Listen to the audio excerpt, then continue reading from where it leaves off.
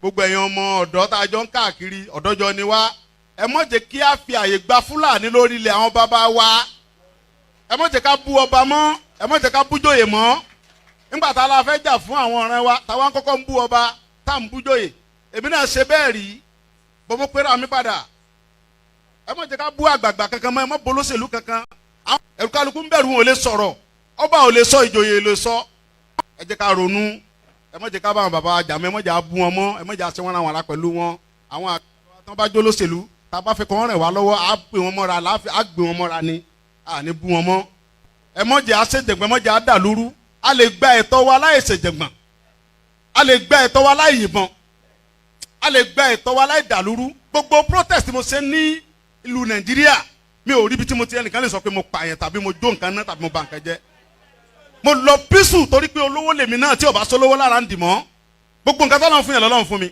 mi ṣe tálákà tó dé pé mo dìde fún jà Yorùbá big man ni mi àwọn tó jẹ́ ọ̀rẹ́ mi tó súnmọ́ mi tó ní owó ní kí ni mo wá lọ bẹ̀ pé sọ́wọ́ lè mi mò ń fẹ́ ni kí n sọ yìí tí mo fẹ́ mo ní ìsọ̀rọ̀ owó àní ọ̀rọ̀ ìran mi ni mò ń sọ kí n wọ gbowó kí n gbéra kí n pé mò ń lọ ọ̀dọ̀ ọba gbowó mò ń lọ ọ̀dọ̀ oníbodè òfin gbowó kí n kójó wọlé kọ́kàn mi balẹ̀ kí n dá wa mọ́tò kí n mọ́ rìn bọ̀ kí Fúlàní mọ́ dá mi dúró títì kí n délé kí bàbá sọ pé kí n gbé tírélà sùn kí n mọ́ gbé lọ àwọn bàbá wo lè lóko mọ́ wọn ò lè lóńdò ẹ jẹ́ ká fọwọ́sowọ́pọ̀ ká ti àwọn bàbá wa lẹ́yìn ká dá security ti wa lẹ̀ ká sọ fún wọn kí wọ́n bá wa fọwọ́ tì í ká lé wọn kó nu oko wa ẹ ṣé mo dúpẹ́ Jésù Olúwa wa. Koikimedia, we're bringing the world closer to your doorstep.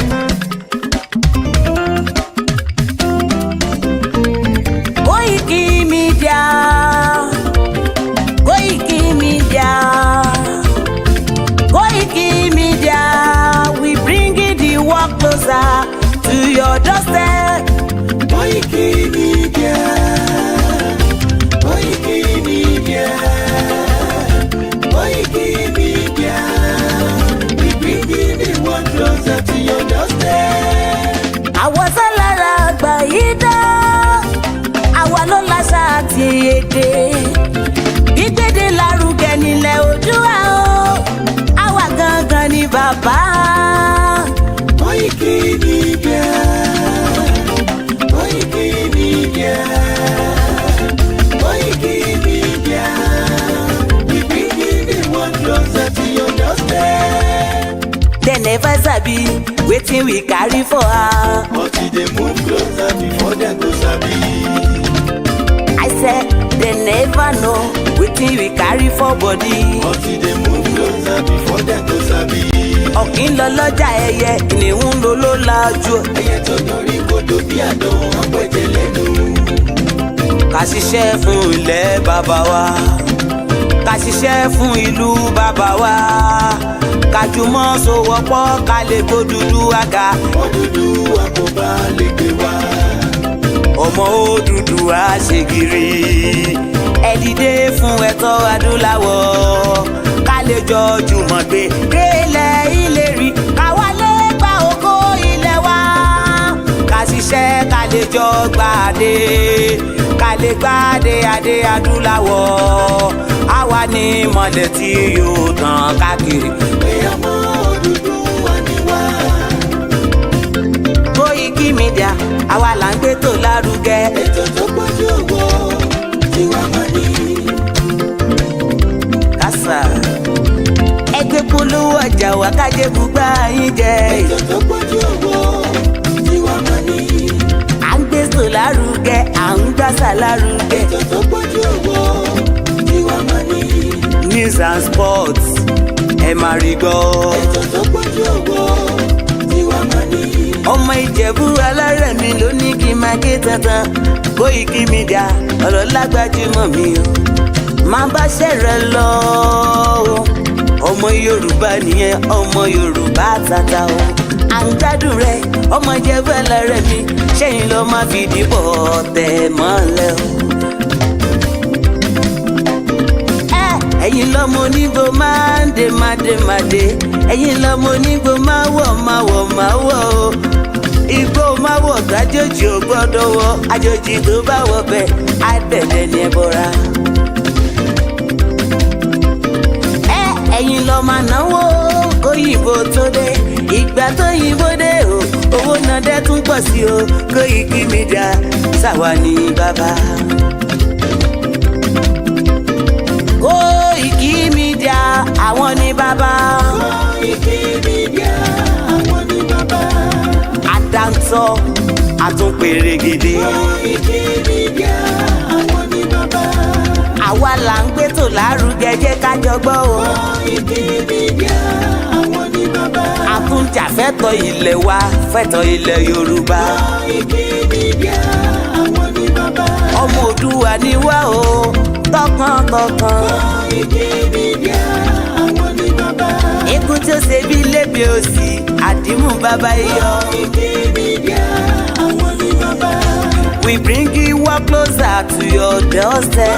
Koiki Media àwọn ní bàbá. Afẹ́fẹ́ tó ń fẹ́ o tó kàn kí oko lára ni. Koiki Media àwọn ní bàbá.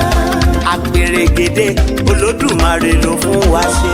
Koiki Media àwọn ní bàbá.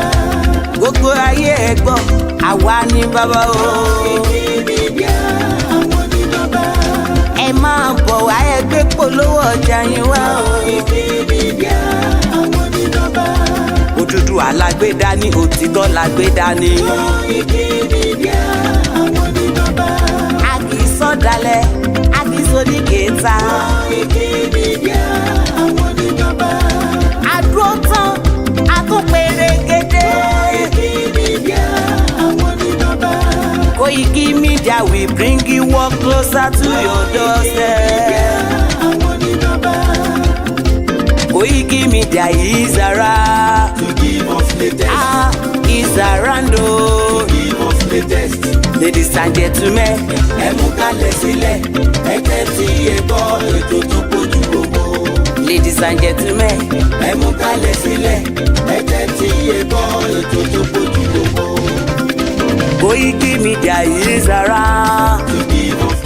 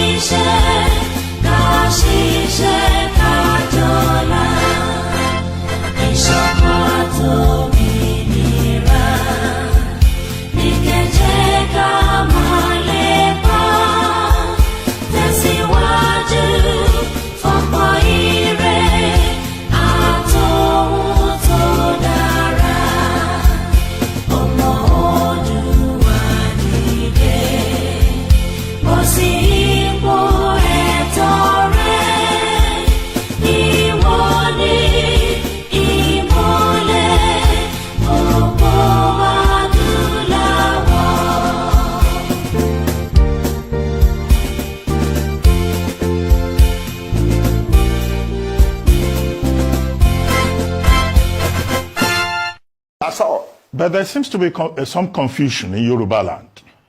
I see that maybe perhaps the generality of the people do not feel as passionate about self-determination. And secondly, there is all kinds of positions. Afenifere is talking about restructuring. You are talking about self-determination. You don't know this. You don't know the nature of the Yoruba society. You don't.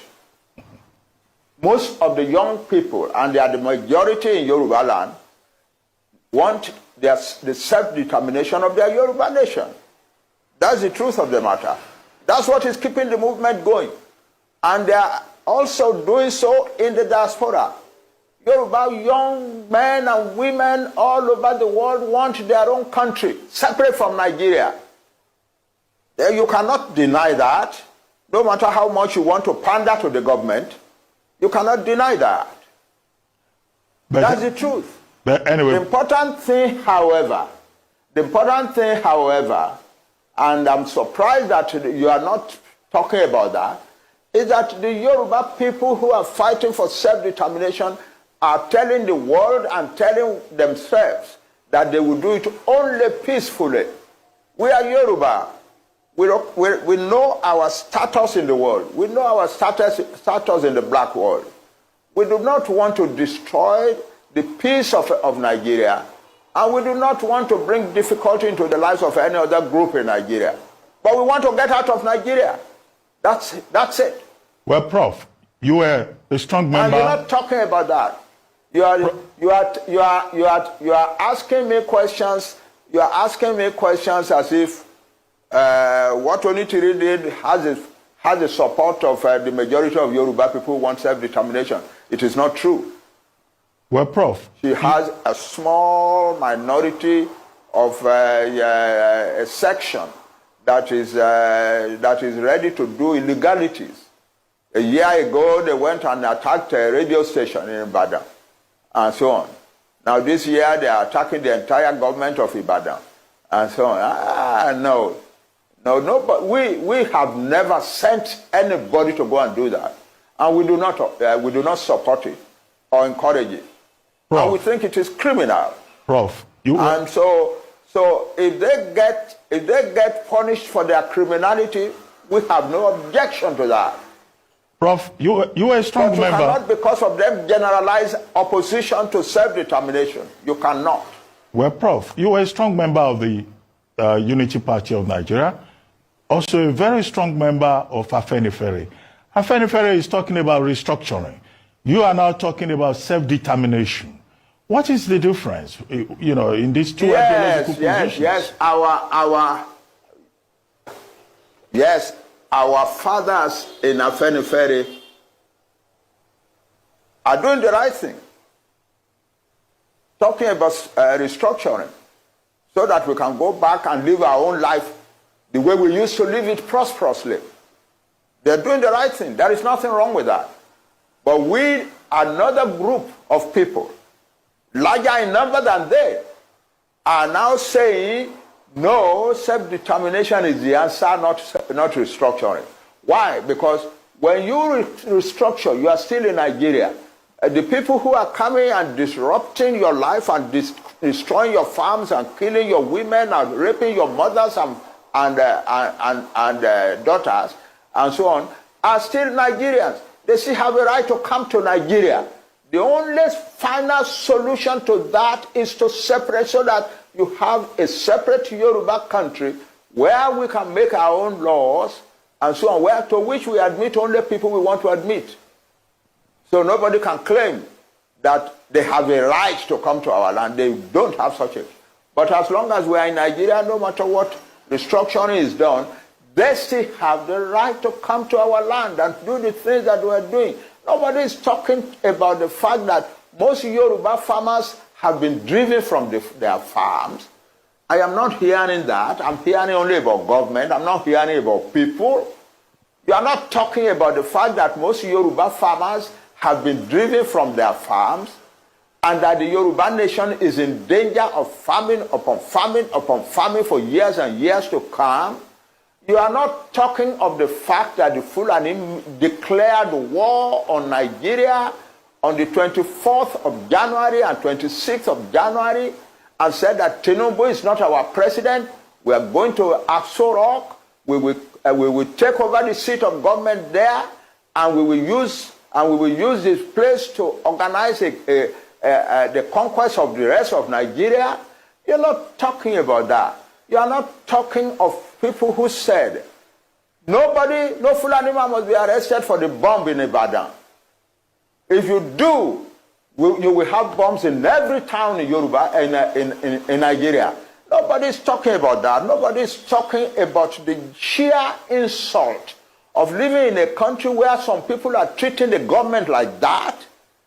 You are talking about Onitiri and so on. Why do our... Well, Prof, let me ask you this. Self-determination, you are entitled to your opinion. You are entitled to your opinion, but what I'm saying is that your opinion rigorously avoids the truth. Rigorously. But Prof, avoids the truth. Nigeria as Onigo Tite told us in his research on ethnic nationalities in Nigeria, has over 300 ethnic nationalities. Will you recommend self-determination to all the other ethnic nationalities in Nigeria? For all these nationalities to break away? Those who want it don't ask me a general question. I'm asking for self-determination for a nation, the Yoruba nation.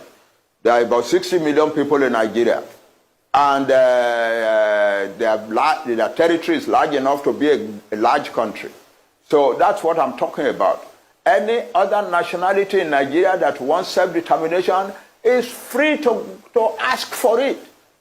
I cannot come and ask for self-determination for nations that are not mine. No. Well, Prof, as we have this, we're having this conversation. You are in Koto.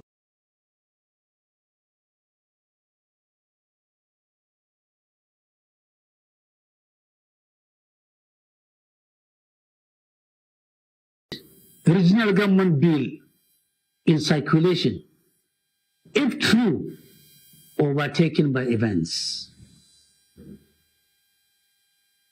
A document alleging to be a bill submitted by Bola Tinubu to the National Assembly seeking to reverse and to amend the 1999 Constitution and give regions independence from the central. In other words, going back to regional government arrangement. It's in circulation all over the social media. If this bill is true, and I hope it is true, my message is clear that the bill has been overtaken by events. What preponderance of Nigerians need now is not regional government, but they want an independent country of their own. Regional government belongs to the past. Currently, the agitation is for self-determination for all regions, ethnic nationalities wishing to have their own country. Anything short of that is chasing the wild goose and will not pass the passage of time. I will not see the daylight. Indeed, what Nigerians are going through now, the way and manner we are being collectively mismanaged, we are being assaulted, we are being pauperized, we are being reduced into pitiable combustible materials, we are being reduced into beggars, into slaves by the Bola Tinubu regime is emboldening many of us who were formerly against breaking of Nigeria into smaller nations. We are now reversing ourselves. Majority of us, including myself, who was formerly against smaller nations out of Nigeria, is now fully committed to having Nigeria broken into different countries out of choice or out of compulsion, so that we can go and manage ourselves in our own way, in our own speed, in our own style, cognizance of taking into consideration our culture, our beliefs, our socialization, our meaning, if you like. We are tired of a central government where everybody has been made to become a slave. Everybody has been reduced, except the few who are milking the country high, empty, and dry, who are stealing our collective patrimony, collective resources, who are sending us fear and terror, who are deceiving us every day, every night, every hour, every week, every month, all year through. And therefore, those who are thinking that a bill to take Nigeria back to the are doing any favor, they are making the biggest mistake. That is not what Nigerians need. What Nigerians need is dissolution of Nigeria into smaller nations, out of choice or out of compulsion, in peace, not in pieces. Anything short of that will not see the light of the day, will not address the current challenges, will only be postponing the evil day.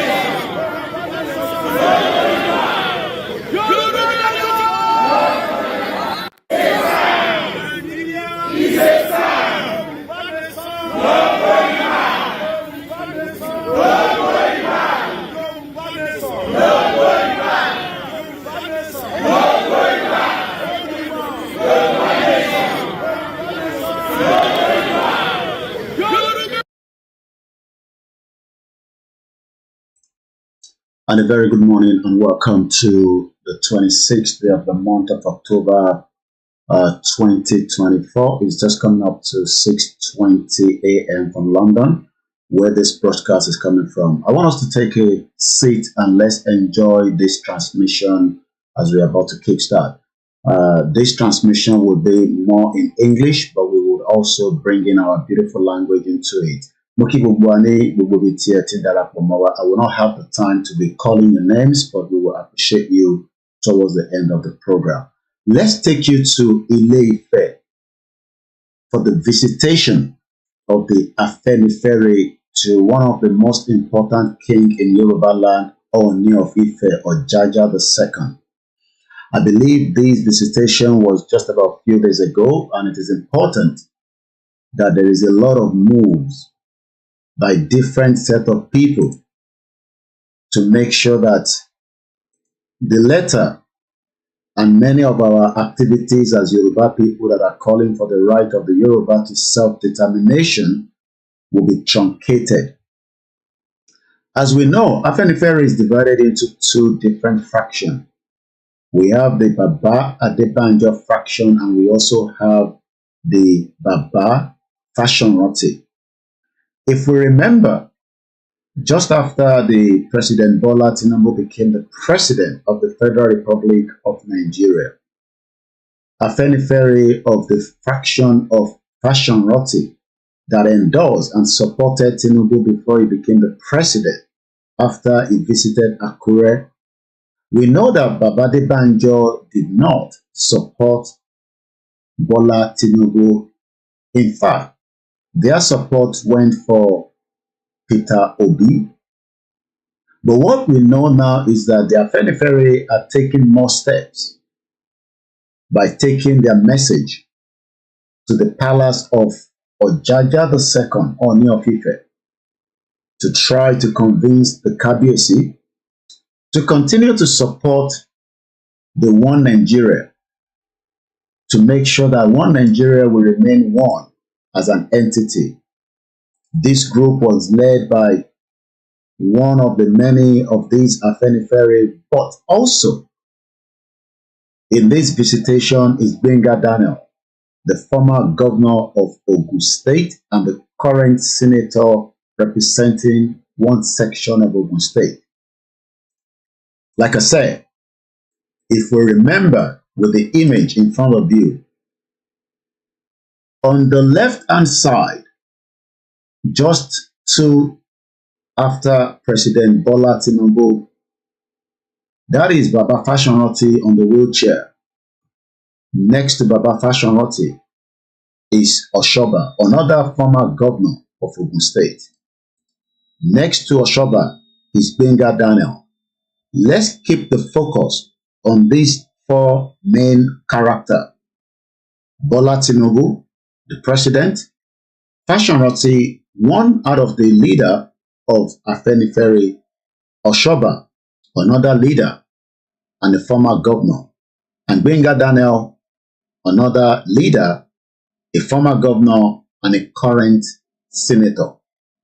Benga Daniel was part of this delegation that traveled to Ile-Ife to visit Ooni of Ife, and we will be letting us know part of the conversation, what was discussed. The question we should ask is, why all these moves? Could there be something that we know or something that we do not know? But one thing is that Kabiyesi Ooni of Ife is quite aware that Nigeria was only amalgamated, even though, according to his throne, Yoruba has been in existence thousands of years before the fraudulent 1914 amalgamation. But what I don't know and what I don't have any evidence is, why would Kabiyesi also want to continue to support the One Nigeria? In this broadcast, I want us to take note that the communication in the palace between the Afenifere and the Kabiyesi was also in English. Let's take a look at Chinese. If one of the Chinese are having a conversation, I'm sure it will not be in their it will not be in English. It will rather be in their language. That is the importance of why the Yoruba of today that believe in self-determination would like Kabiyesi to speak only in Yoruba and get someone to translate. Kabiyesi have no reason to speak in English because English is a borrowed language that was forced on us by the system that we called the monarchy system. I'm also going to take us to what is happening far downtown in Samoa. Samoa is very close to Australia, where the current Commonwealth is going on as we speak.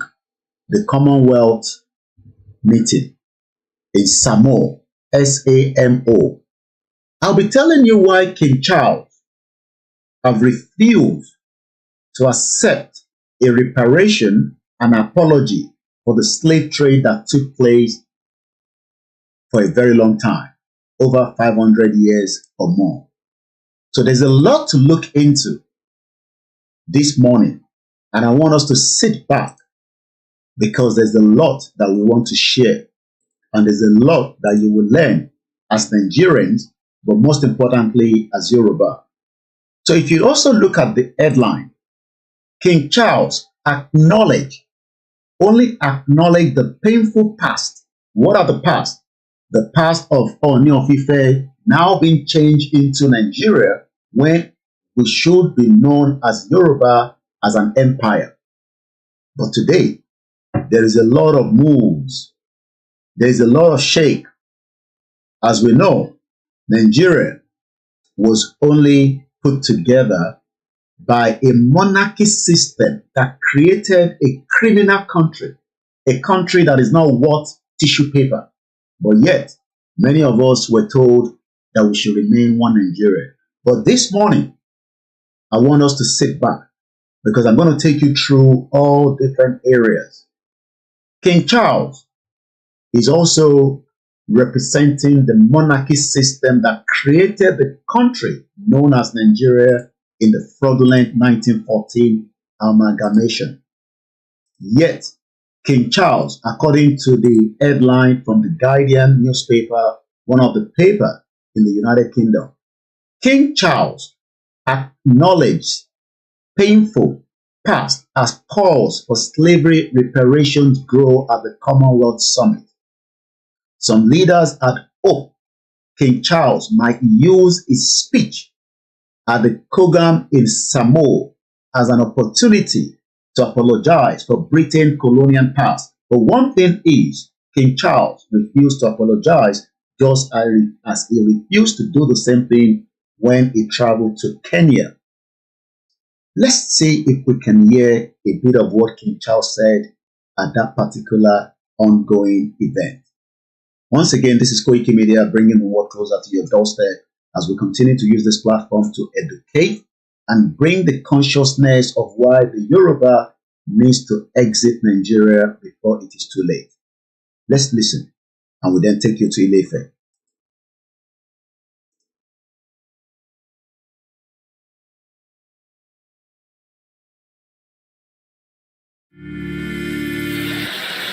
You can't tell a lie with a facial expression. Yes, you can, Jack. No, you can't. How are you feeling in all this, Rosie? Why did you put...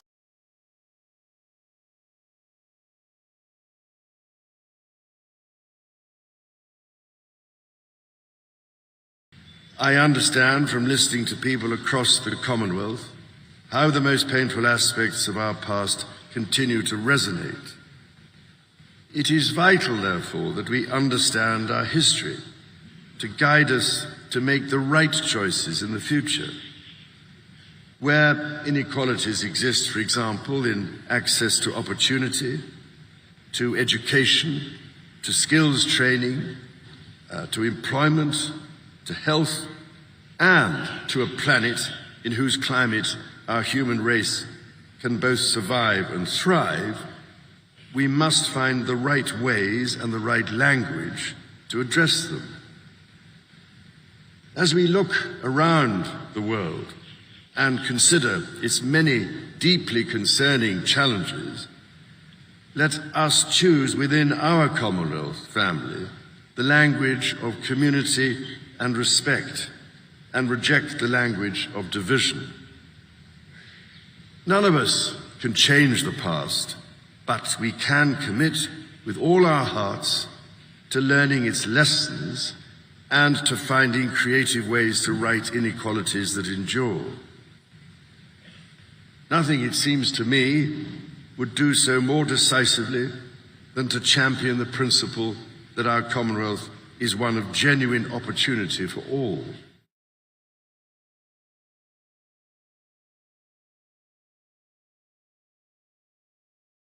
We're going to come back to that later for more analysis. But you've heard what the King Charles, that is currently the King of Britain, the same Britain that forced Kábíyèsí in Ile-Ife to now speak in English rather than communicate with us in Yoruba. Because as far as we remain in Nigeria, Kábíyèsí will be forced to speak in a language that does not belong to us. So let's now take you to Ile-Ife, where the Afenifere visit. I do not own the copyright to this video, but we will listen to that video without interruption up till about 15 minutes so that we can get a better understanding. I will leave it up to when Benga Daniel was also speaking. Then I'll come back into the conversation. Share the program and invite others to do so. My name is Koiki. Good morning.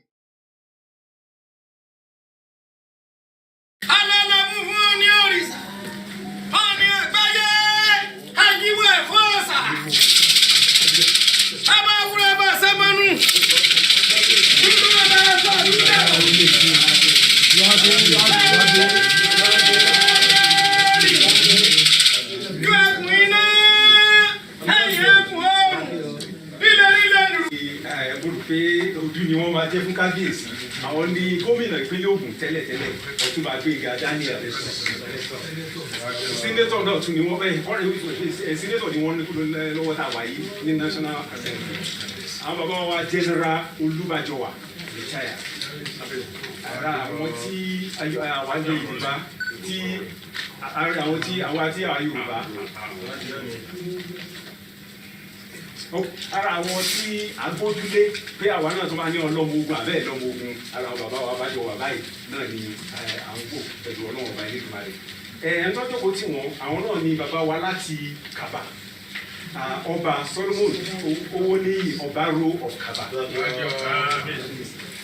ẹ̀ tí ó wà pẹ̀lú tọ́jú kó tì wọ́n ọ̀nà ni ọ̀kọ̀wé Kọ́wúrà Dáre bàbá rẹ̀ sá. Ká ṣiṣẹ́ ká jọlá ìṣọ̀kan àtòmìnira ní ẹ̀jẹ̀ ká máa lépa tẹ̀síwájú kọ́kọ́ ire àtòhun tó dára ọmọ Oòduà dìde.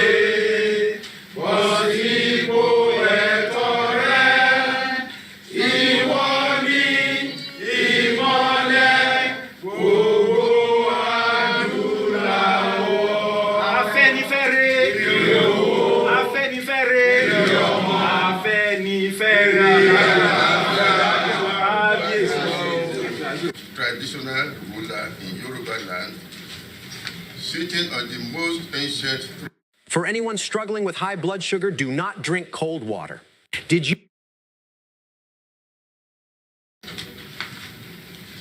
We salute you as the Arole Oòduà, the physical and visible symbol of the progenitor of the Yoruba people. You ascended the throne as a young man. We pray to God that He will grant you long life. Amen. So that you can serve our people with the wisdom and sagacity that your assignment requires to a very ripe old age. As the royal father of our race, you know that the House of Oduduwa is central to the aspirations and well-being of the Yoruba people. That was why, when leaders of the Yoruba people were taking the definite steps to rid our land of British rule, they came to Ile-Ife to receive blessings and validation. That visit of our leaders to this very palace in 1951 is the origin of Afenifere that we still have today. The blessings our leaders received here is still potent and valid till today. It will remain so for centuries to come. Therefore, it is right and proper that we come home to celebrate with our royal father, the Ooni of Ife, to renew the bond of old and to confirm that Afenifere remains faithful to its original tenets. We make bold to say that Ile-Ife, the cradle of Yoruba civilization, is the home of Afenifere. As your Imperial Majesty may be aware, we have taken steps early this year to strengthen Afenifere so that it can better serve the interests of the Yoruba people and Nigeria. This was what led to the creation of the Elders' Council after we abolished the old post of acting leader and deputy leader. This decision has re-energized the organization to achieve better results and serve our people. Kabiyesi, we thank you greatly for preserving and promoting the culture and tradition of our ancestors. We appreciate your role in promoting and upholding the dignity of the ownership system bequeathed to us by our illustrious ancestors. As you mark your 58th year on earth, we can only say that your reign has just begun. Amen. May God grant you the special privilege to surpass your great forebears in serving our people. Amen. We would like to assure your Imperial Majesty that Afenifere remains committed to the old ideals of democracy, the rule of law, and the creation of an egalitarian society. We are conscious of the challenging times our citizens are passing through, and we appreciate and support the efforts of your son, President Bola Ahmed Tinubu, in addressing these challenges. We commend the National Assembly for passing the bill on the Southwest Development Commission, SWDC. We look forward to its takeoff and believe it will help Yoruba land to tackle some of the infrastructural challenges we are facing. We thank President Tinubu for the reconstruction of the Lagos-Ibadan Express Road. We look forward to the same treatment for Ibadan, Ife, Akure, Owo, Ado-Ekiti, and other highways in Yoruba land. Kabiyesi, we thank God for what He has been using your Imperial Majesty for in the affairs of Yoruba land, Nigeria, and the black world. we in Afenifere will always be willing and ready to be your partner in progress. We congratulate you again, Your Imperial Majesty. We wish KBC many, many more years on the throne of your ancestors. KBC, thank you very much.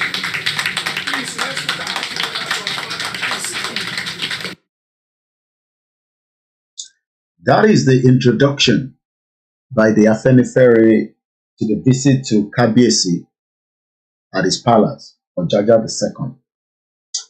Now, the question is, why is all this being intensified?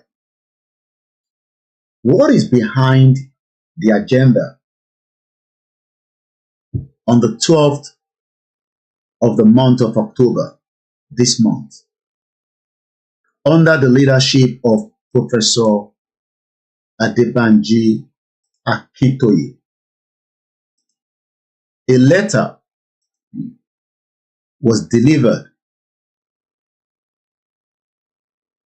by Dr. Chief Sunday Igboho to the UK government.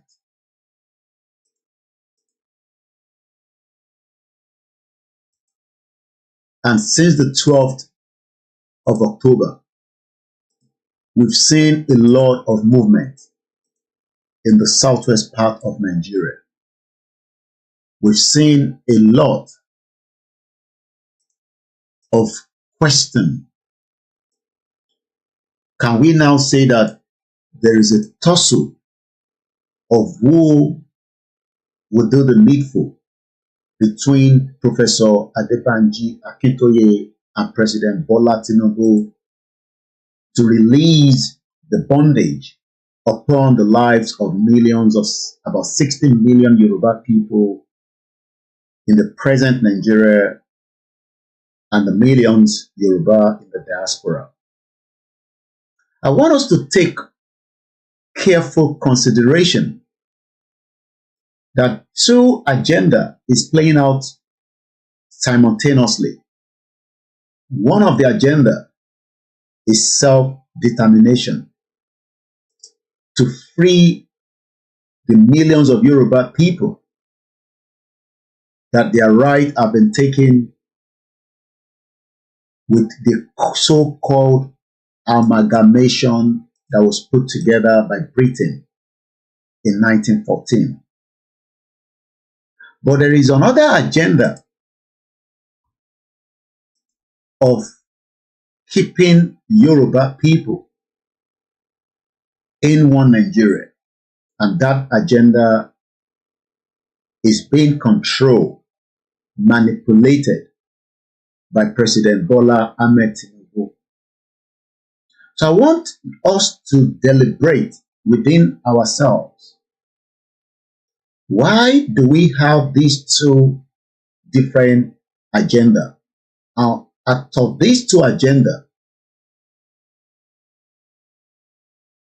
which of the one do you think is right? Should Yoruba people remain in the one Nigeria under President Tinubu's agenda? Or should the Yoruba people exit Nigeria peacefully under the leadership of Professor ADEBANJI Akintoye? I will leave that for you to ponder on. I'll leave that for you within your household to deliberate. Tinubu will only be in power for 8 maximum years should he wants to keep us in Nigeria. Professor ADEBANJI Akintoye might not be in power, but is putting a legacy that would give the Yoruba people a sovereign country of theirs, their true identity, and meaningful to the world that exists today. So the question then is, what is the game plan between Afenifere now pushing further and trying to bring Kabiyesi on board to continue to support and endorse Yoruba people in one Nigeria. The Afenifere knows quite well that our existence within Nigeria is creating a lot of uncertainty. And if we do not exit now, it might be a painful task. On the 12th of October has now brought in many Yoruba elder stakeholders moving faster to make sure that the quest and the right of the Yoruba people will not come to pass. Why is Bola Tinubu, the current president, putting Afenifere of Fashionroti faction to push the agenda to keep Nigeria together? Is it because the Afenifere prefer that Tinubu is the president, but it would only last for 8 years, and they will decide what we, the Yoruba, would love to be after Tinubu has completed his 8 years? And that is the reason why they refuse to support and endorse the quest and the right of the Yoruba people to self-determination. I asked again, who is the enemy of the Yorubas today? Or who are the enemies? Who are those that doesn't want the Yoruba to exercise their right among countries of the world as an independent sovereign country? Is it the kings, the ballets, the politicians, the international community?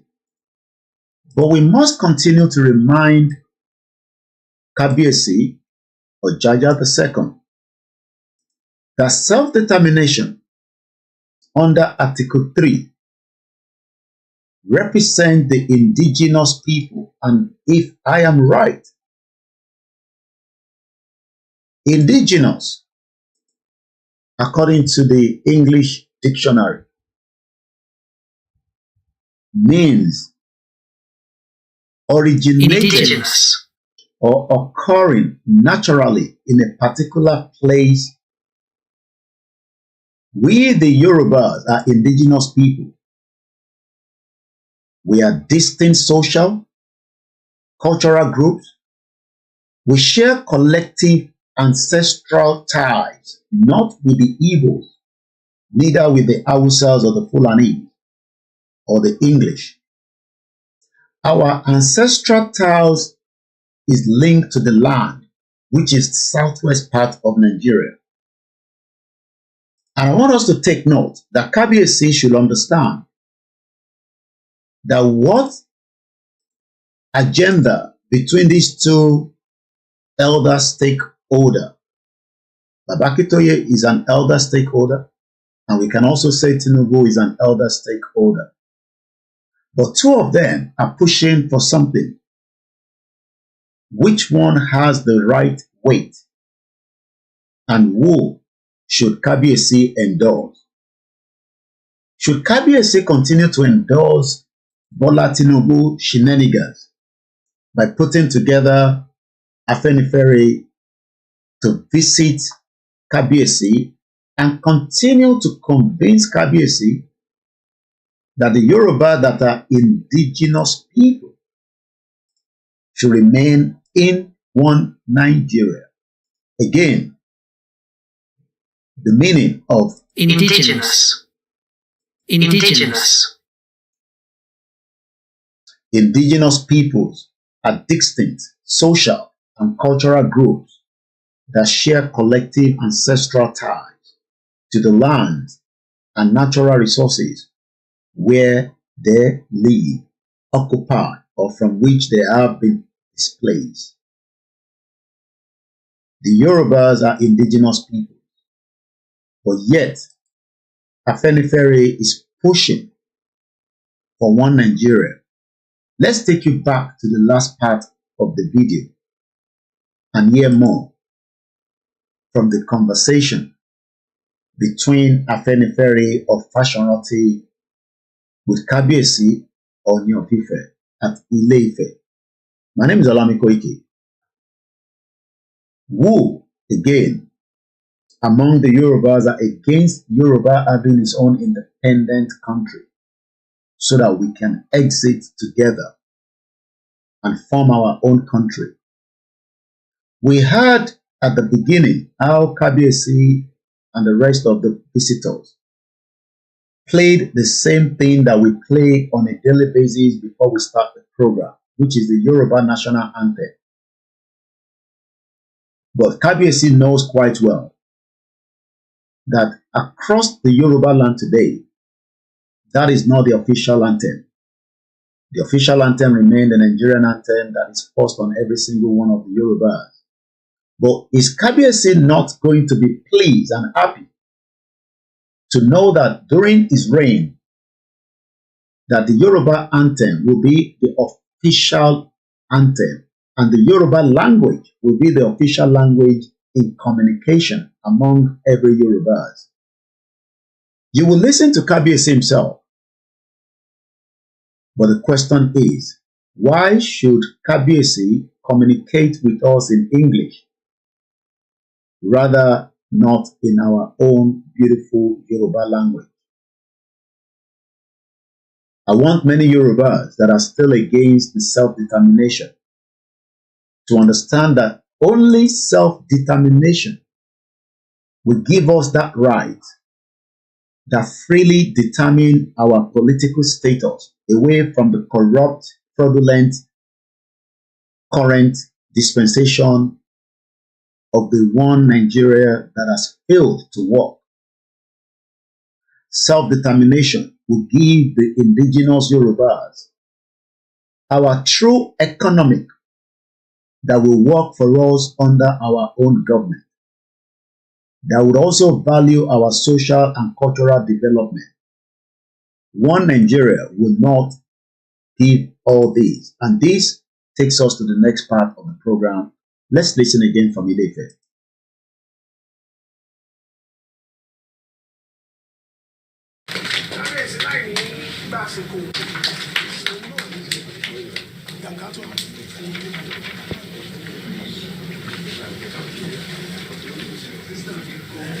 Your Imperial Majesty, sir, Prof. Adeyeye, Arule Oòduà, Olófin Àdìmúlà, Ọ̀jájá the second, Oluwole of Ife. We are presenting this commemorative flag on behalf of. Again, these are Yoruba kings speaking in English, using English, a borrowed language, forced by the monarchy and the colonial masters. Our kings are not communicating in a language that is beautiful like what we are saying on most of our platforms, but they will rather throw that into the bin. The Kabiyesi that is speaking right now started well with Yoruba, then went back into English. You can see the reason why only a true Yoruba independent country will stop all that. Our Kabiyesi do not, even if they are well read and educated, which most of them are, does not need to speak in English to communicate with us and the audience and any visitors to the palace. But what the Obas have been told is that continue to speak in English because that keeps Britain happy and that keeps the world going. And these are many concerns from many of us that are asking for right to self-determination is not just about the Fulanis that are attacking us in the farm. It is about the true meaning of who we are, our true identity. And we must understand that. Let's go back to Ile-Ife and hear more from what is happening with the visit of Afenifere, fashion-rotted version or fraction to Oni of Ife, Kabiyesi. Led by our leader, Chief Fasoro. You have the Oba giving us the clear picture now that their leader that could not visit with them because of old age, but he was able to visit Tinubu, the president, in Aso Rock some few months back. Their leader have sent them to communicate with Oni of Ife to keep Yoruba people within Nigeria. But that is what I'm looking at from this, because all these that is playing out is because of these. One letter has now forced Afenifere out of their seat to run to Kabiyesi and plead with him not to endorse Yoruba nation, but rather to keep us together in one Nigeria. So these individuals are working on behalf of Fashion-Roti. Remember, they are still our elders. But are these elders taking us to the right place? Or are they taking us into the deep that we might find it difficult to pull out if care is not taken? Because the more we remain in Nigeria, the stronger the Fulani's agenda will become. Let's go back again to Ile-Ife and listen more. Who our Baba here is representing. I think we are doing this principally, sir, to showcase your performance to the whole world, to appreciate what you have done for us, and especially those of us who are Yorubas, not in the Western region, Diaspora. That you have been able, not Diaspora, sir.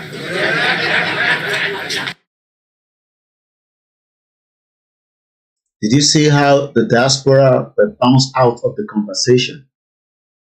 The Oba was even reminded that the diaspora, but this Oba threw that out of the basket. Said, no, not the diaspora. Eyomo Yoruba Tewa Nita, I'm going to rewind that part. I want us to take a little listening ears. Remember that we are the one keeping Nigeria together today. With the diaspora funding that even the CBN, the central bank, under Cardoso, want more of our funding. But look at how this Oba trashed the diaspora. He was even told that the diaspora, he said, no, there's nothing called diaspora. That is the reason why you can see that our people at home have been suppressed and marginalized. Let's listen again to what that Oba said when the diaspora was mentioned.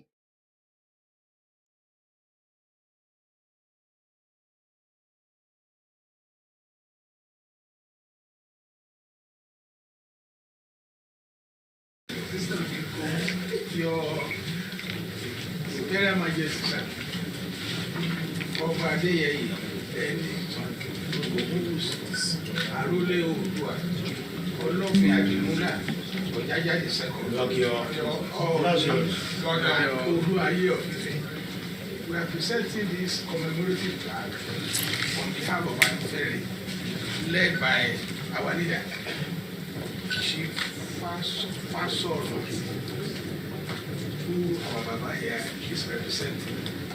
I think we are doing this principally, sir, to showcase your performance to the whole world, to appreciate what you have done for us, and especially those of us who are Yorubas, not in the Western region, Diaspora.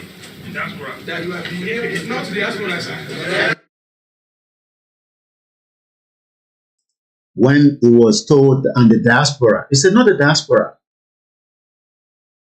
but these same Obas, we will welcome them as diaspora abroad to come and celebrate culture. But nígbà tó di pé wọ́n sọ̀rọ̀ ìran wa nínú palace, wọ́n yọ wá kúrò nínú ẹ̀. Because we are not valid, even though we know we are. But let me take you to one of our articles on Koikimedia International News quickly. Once again, this is a live transmission coming straight from the Koikimedia media. And the right to self-determination continue to be the agenda. I want us to follow me with this article that we put out on our website, which you can also visit at any time of your choice. I want us to come with me with these quickly, because that would then give us the understanding of what this Baba is saying. A very good morning once again at exactly 2 minutes past 7 a.m. Share the program and invite others as well.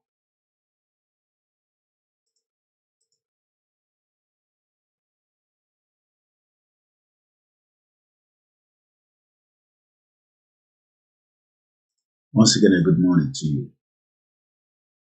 Now, let's come to this headline.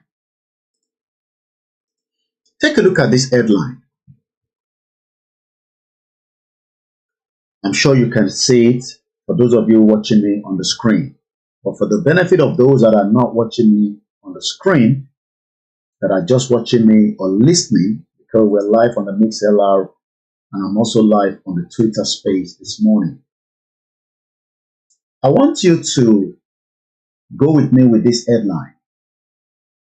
And the headline goes like this. Nigeria target diaspora cash. And when I mean cash, I'm talking about money. Cash.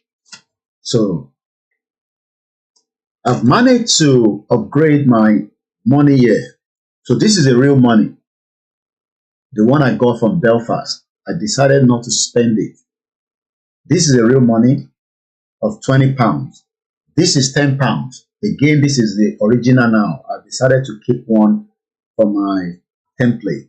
These are not original. This is dollar. I think I should put new ones there now. And this is the Naira. So what we have now here are real currency. They are not fake. These are the real money. And I want us to look at this money. Out of these three money, we have the pound sterling, we have the Belfast pounds, we have the England pounds, and I have the dollar, and I have the fraudulent Naira. We, the diaspora, according to the central bank, is now expecting us to contribute a total value of $1 billion monthly in remittances. Yesterday alone, myself, just me, yesterday alone, I've sent, and I'll give you the total of how much I sent back home yesterday. So I'm going to go to my Lemfi so that I can give you the exact record. And I can share that with you, but it's not necessary. But I will tell you exactly how much I sent home yesterday. And we have a king or Oba just brushing the diaspora discussion, doing something that is important to us. So I'm going to my transaction. Yesterday,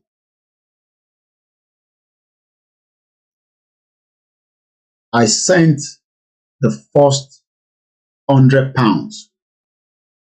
And that £100 gave us 221,400 naira. I went further again. I sent another £55. That gave me 121,000 naira, 660 naira. I went further again. I sent another £74. That gave me 163,466. Now, let's calculate how much me alone sent back home yesterday. This was yesterday. So let me go to my calculator and give us a breakdown of what I sent home myself. So the first £100 plus 55 plus 74. Yesterday alone, me, Olayomi Koiki, I sent to Nigeria £229. And look at what this Oba just said about the diaspora during a discussion that matters to us. It does not matter what I use. What I've sent is what matters. Let's focus on the discussion. Now, let's put that to bracket at the exchange rate yesterday. The exchange rate to Nigeria yesterday was 2,212 naira. So let's put it together. 2,212 naira. So yesterday alone, myself, one person, I sent almost 500,000 naira to Nigeria. 506,548 naira is what I sent home yesterday.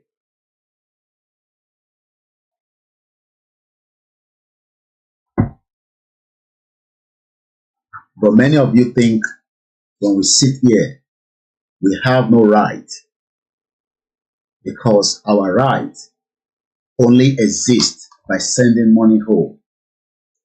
Our right does not exist. Ẹ jẹ́ kí n sọ lédè Yorùbá. Lánàá, mo send 506,000 naira lọ sí Nigeria at about almost 226 pounds. Ọba kan dẹ̀ jókòó, wọ́n sọ̀rọ̀ diaspora, or brush it to the side. Let's go further into this article quickly. Very good morning. Nigeria target diaspora cash.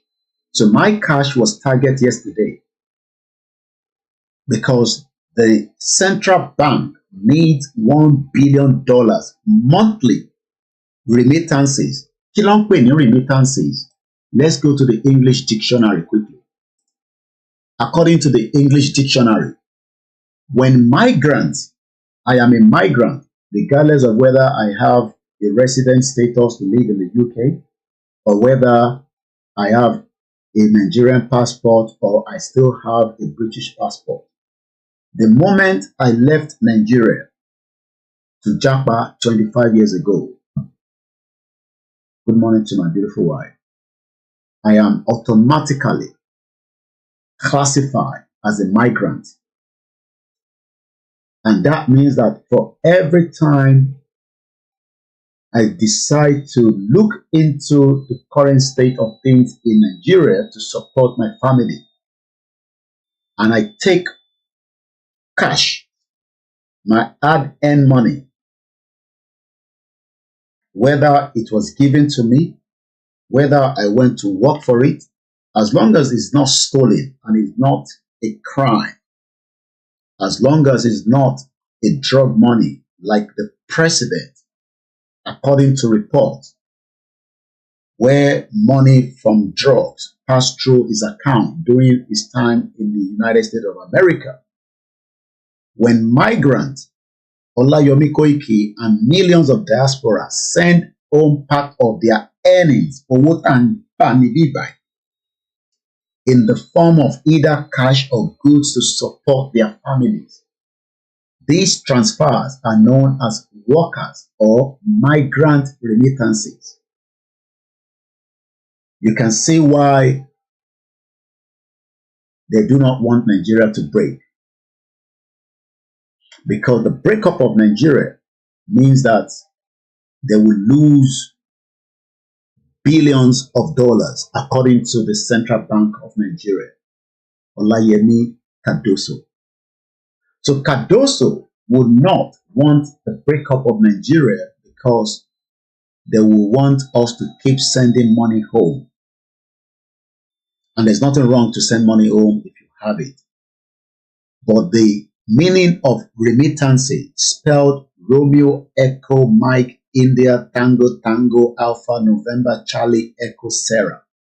In tó ń pè ní remittances, in tó mean, in tó jẹyọ ni pé a remittance is a non-commercial transfer of money by a foreign worker, a member of a diaspora community, a Yoruba man, living in the UK as a Nigerian, because Nigeria is still what the UK recognizes. UK does not recognize anything called Yoruba nation because there's no country yet called Yoruba nation, but we are moving towards that, and it's stage by stage. So a remittance is a non-commercial transfer of money by foreign worker, a member of a diaspora community, or a citizen with a familiar ties abroad for the household income in their own country or homeland. That is what is called remittance. And that is how we have been able to save millions of Nigerians from being fight. But our kings probably knows this, or maybe ignorant.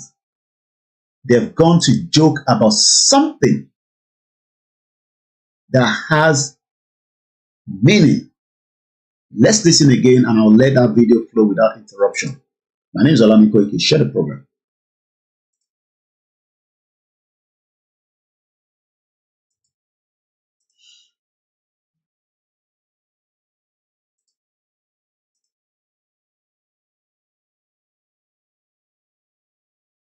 We are presenting this commemorative flag on behalf of Afenifere, led by our leader, Chief Fasoro, who our Baba here is representing. I think we are doing this principally, sir, to showcase your performance to the whole world, to appreciate what you have done for us, and especially those of us who are Yorubas, not in the Western region, I say, Diaspora. That you have been able, not Diaspora, sir. Overseas in Diaspora. So we are happy, sir. That you have used your position, sir, to bring all of us together. And we are grateful for God to have given you this position, and you have done so well. We are pleased to be associated with you. And for all of us here, I read 2 articles. One yesterday, the other one the day before yesterday. The first one said about your birthday. It said ancient throne and his modern monarch. And the other one I read yesterday by my brother here, Daddy Babari Musa. He wrote about you, about Baba Afe Babalola and General Yakubu Gowon. I urge all of us to read it, and on behalf of Baba Fasonoti, I'm pleased and really honored to present this to you, sir.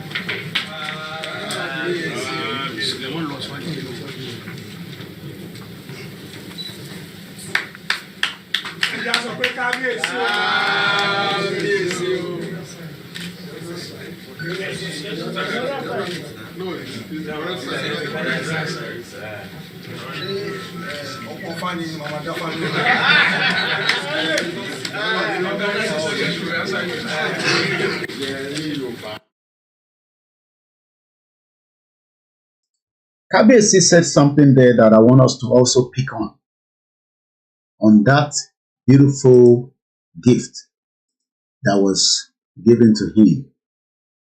Kabiyesi ní ọpọ́n Ifá ni àwọn á máa dá Ifá lórí ẹ̀, but we will still remain Nigeria. Abi? A very good morning. Look at that beautiful gift. The beautiful one. Let's go further with the discussion this morning. My name is Koiki. You're watching a live transmission on the Koiki Media Network. Let's continue.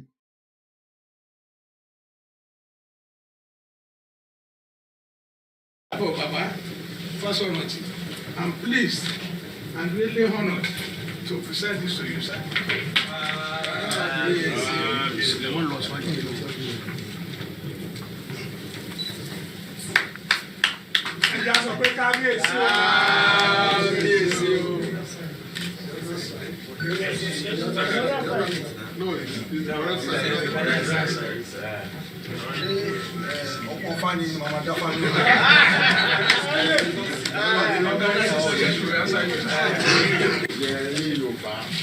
Náà ni pé wọ́n gbà pé kí Ọlọ́run àti àwọn alálẹ̀ wọ́n túbọ̀ máa tì í lẹ́yìn láti lè máa ṣe iṣẹ́ tí wọ́n gbélé yín lọ́wọ́. Ẹ̀mí yá gùn, Ọlọ́run àti máa wà pẹ̀lú bàbá Fáṣọ̀rántì náà wá sign on behalf. But work in progress ni finish ẹ̀ ṣì ń bọ̀. Nígbà ìmọ̀ á pè é bàbá wa.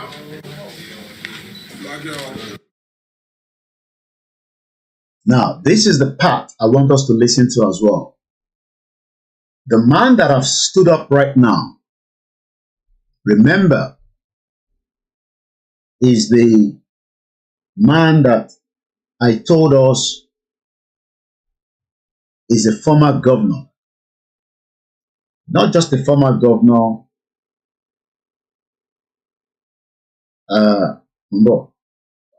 I'm on a program now, Bishop. I'm on a program right now.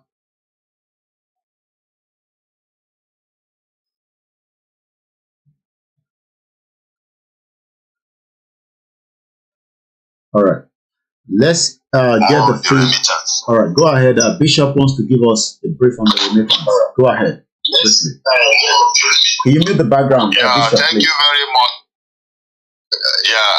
Thank you very much, Koiki. To buttress more on the issue of remittance that the CBN governor needed.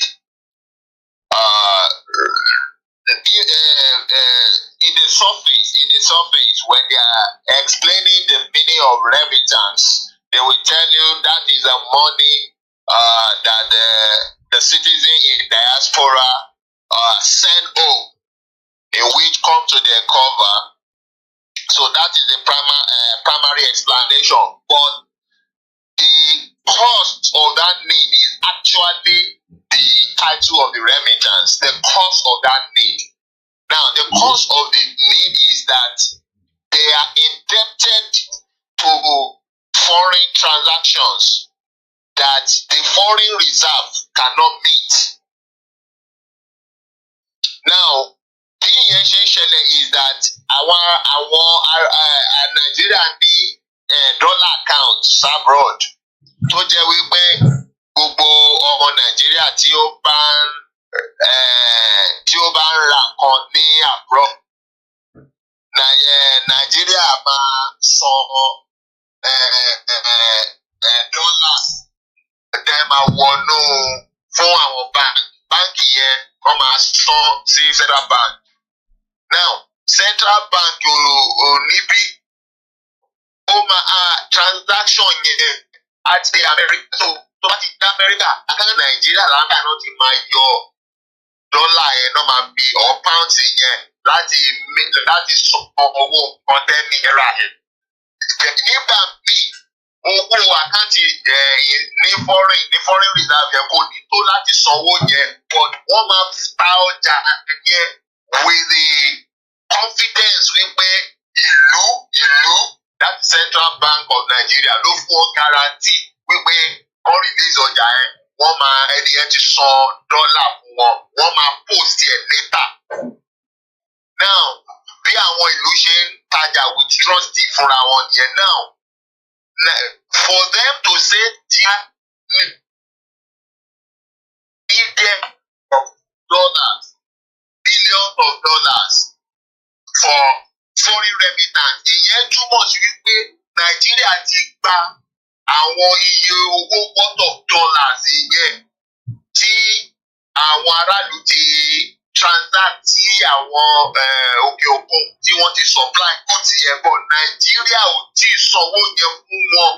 So àdìdí tí Nàìjíríà ò ṣe tí ì sanwó yẹn fún wọn, wọ́n ti ná owó yẹn, wọn ò fi sí reserve ó lè sáfíìsì international transaction yẹn, wọ́n ti ná owó yẹn, so wọ́n ti jẹ gbèsè nìyẹn. So the repercussion of that is that tí wọn ò bá tètè rí àwọn ọmọ Nàìjíríà lókè òkun tó máa sẹ́ẹ̀dì foreign currency wálé bẹ́ẹ̀ yẹn, because tí ọmọ Nàìjíríà lókè òkun bá fẹ́ sẹ́ẹ̀dì owó wá sílé bẹ́ẹ̀ yẹn, àkáǹtì Nàìjíríà ní foreign currency ẹ̀ máa lọ lọ́hùn. But àwọn tìlú òyìnbó náà máa wá fọ́wọ́dù transaction yẹn sílé bí owó yẹn lè lé ní bí, but àkáǹtì owó yẹn gangan tí àwọn ọmọ diaspora àti asset yẹn kò kọjá ìdókòwò kò kọjá diaspora yẹn, àkáǹtì Nàìjíríà ló máa lò. But data transaction ló máa wá sílé bí náà máa fi máa ní àwọn tó wà níbi máa fi gbà. But owó tẹ̀ ìkólẹ̀ lọ́hùn yẹn, òun yẹn náà ló wà fún àkáǹtì Nàìjíríà ló lọ. Gẹ́gẹ́ bí àwọn ọmọ Nàìjíríà náà tó sẹ́ndì owó ìlú òyìnbó sí ìlú òyìnbó láti ra nǹkan, àkáǹtì ìlú òyìnbó yẹn nínú Nàìjíríà bí ló máa lọ, dátà ló máa lọ sọ́dọ̀ Ọlọ́run tó máa fi rìlíìsì kìíní yẹn. Bọ̀ nǹkan tó wá ṣẹlẹ̀ ni pé owó ìlú òyìnbó yẹn tó wọnú àkáǹtì ìlú òyìnbó yẹn ní Nàìjíríà bí Nàìjíríà ti ná, wọ́n ti divert ẹ̀ fi ṣẹ́ ní wọ́n ti ná, so òun ló ṣe jẹ́ wípé wọ́n ti jẹ gbèsè. They need to meet that remittance. Òun náà ṣe need the remittance yẹn wípé kára ọmọ Nàìjíríà tó wà lóyìnbó kọ́ sẹ́ndì owó wa kó lè lọ sí àkáǹtì títí wọn nílùú òyìnbó. So àwọn gbèsè tó ti jẹ ìlú òyìnbó á lè yọ ìdígbèsè yẹn náà. Tí wọn ò bá wá meet remittance yẹn títí di December tí a wà yìí, the next option is that Naira will devalue drastically again.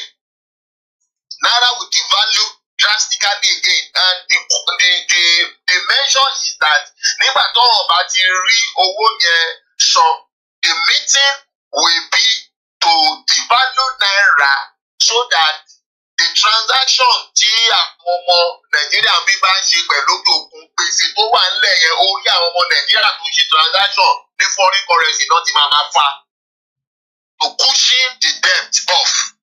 Ìdí tó ṣe ń devalue owó nìyẹn, because ìgbèsè wà lórí náírà àti àwọn tó ń ṣàkóso Nàìjíríà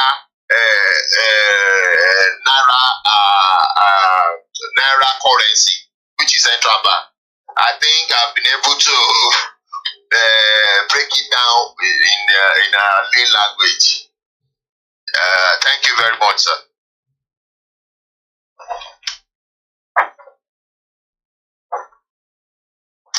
Hello? Hello, Koiki, are you there?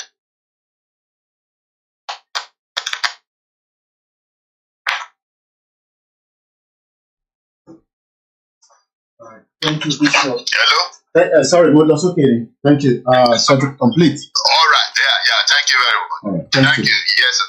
So that is Bishop giving us a better understanding to the diaspora remittance and why they want me to send more money home rather than have my own country. Let's go back to the discussion. Thank you so much, Bishop, for the contribution. You're watching it live.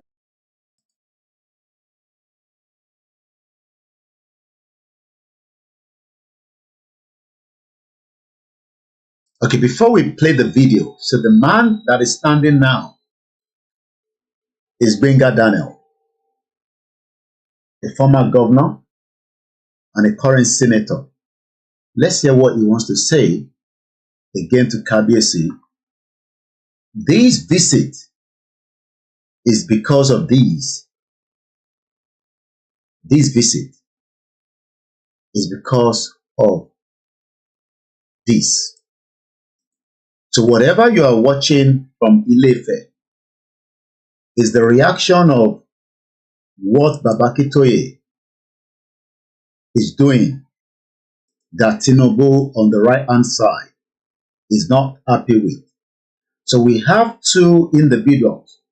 One, suppressing the Yoruba within Nigeria, which is Tinubu, and the other, Baba Akintoye, doing everything possibly best to pull us out.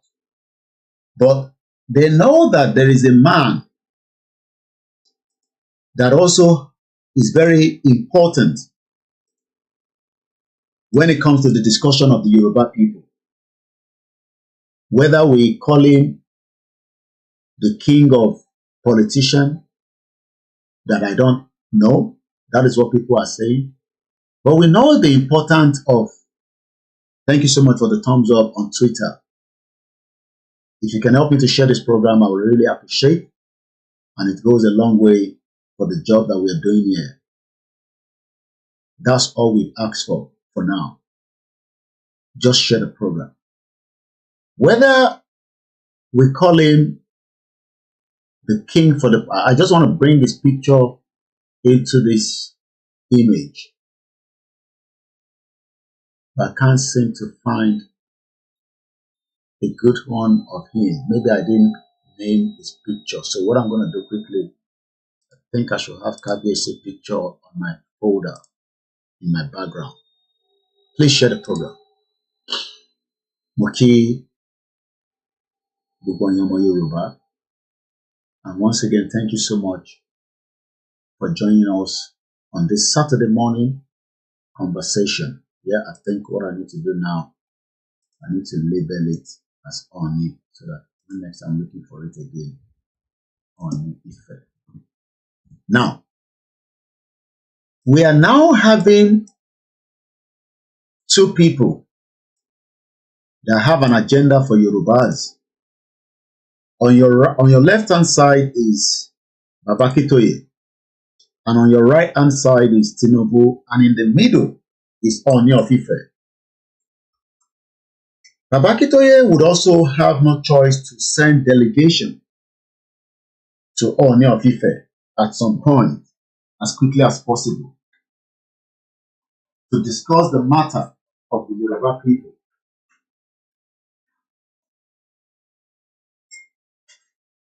I expect that Baba Akintoye will also put together a team of Yoruba people that are different from the Afenifere and that want Yoruba people to be free. Láti gbé mátà wá lọ bá Kábíyèsí. Now, Kábíyèsí would then have to decide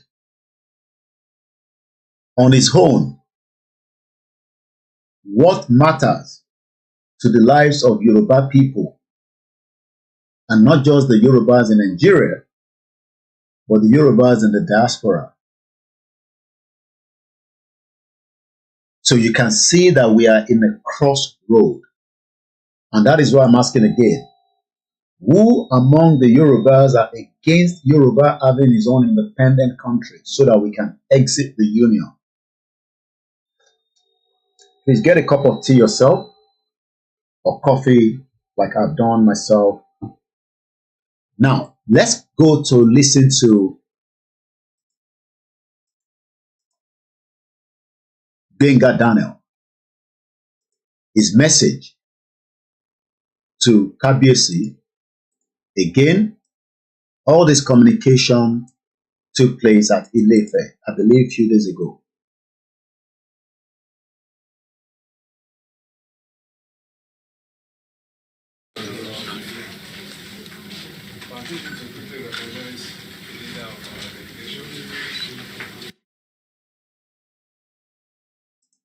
Let me welcome Taufik Fuja. You might be wondering why, because he's not just an ordinary individual, these are people that are also paying us to watch me. Just like you also pay your Netflix. The average people will pay £17.99 a month just to watch Netflix. And we pay also TV license. So we do appreciate many of you, our contributors, that does not want this platform to collapse. Your donation, voluntary, helps me to continue to run this organization. This organization pay tax to the UK government, Koikimedia. As I speak to you right now, in my communication with one of my team back that is ready to do more as well in one of the Yoruba towns. Good morning, sir. I've asked him to give me 3 different mobile phones and their prices. One of the phones that he has sent to me is called the A70. Cost 101,000 naira. Or the A50, 95,000. Or the A06 at 85,000.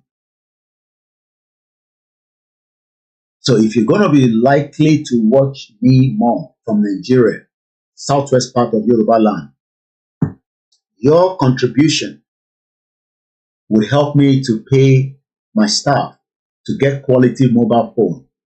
Not that we haven't bought in the past, but due to the power shortage and all kind of, my phone also breaks here. This phone was given to me brand new, and within a week, I forgot to put a screen protector. It cracked, but I'm still using it. But the difference between Nigeria and here is that the electricity is stable. It does not damage stuff. And if you watch the video that we produced from Shaki, where that staff is operating from, the quality of the phone is very poor. But when we do not have support of our people to give us money to run this organization, sometimes the quality that you will get will be extremely low. My quality from UK is top notch. If I'm using the phone, it's good. And I'm currently using my Alienware laptop, which is also stable. But remember that to run from Nigeria is not as cheap. So if we have somebody that is ready to give us that money this morning, I can send it to him. But if otherwise, I will send it when I have it. Media must continue to run very well. I've been up since 4 o'clock in the morning, doing a lot of editing. Go on our website and you will see many of the pictures of Oluwole while he was in London. More pictures is still being uploaded. We are grateful to many of you for your contribution, that we were able to upgrade a lot of our stuff before Oluwole came for that event. And most of these are not personally for myself. It's for the work of Yoruba Nation. So we hope that they will be useful for the next event. We didn't get this right on the day of the rally because we didn't test it properly. So the audio didn't come out when we were doing the recording. You will realize that I posted a video of Oluwole. This was used to shot that film when they were giving the salutation that was sponsored by Bishop Additional. I will not tell you how much he spent. Bishop Additional had to convert naira back to pounds for you to witness what you saw that day. But we have another footage, but it's still in my archive, and I'm the only one in this country as a staff. My staff are in Nigeria. Some of them will be working with the stuff that I'll be sending to them, but I have to do majority of the work. So if you think that we are doing something good on this platform, just as many of you contribute to different platforms for people that are sick, I am not sick. And I don't pray to be sick. I don't need your donation when I'm sick. And I don't need your donation when I'm dead. I need your support when I am alive. I don't want anybody to donate anything because many of you, not a lot, but majority love to donate when somebody die. Then you see, take 10,000, take 5,000.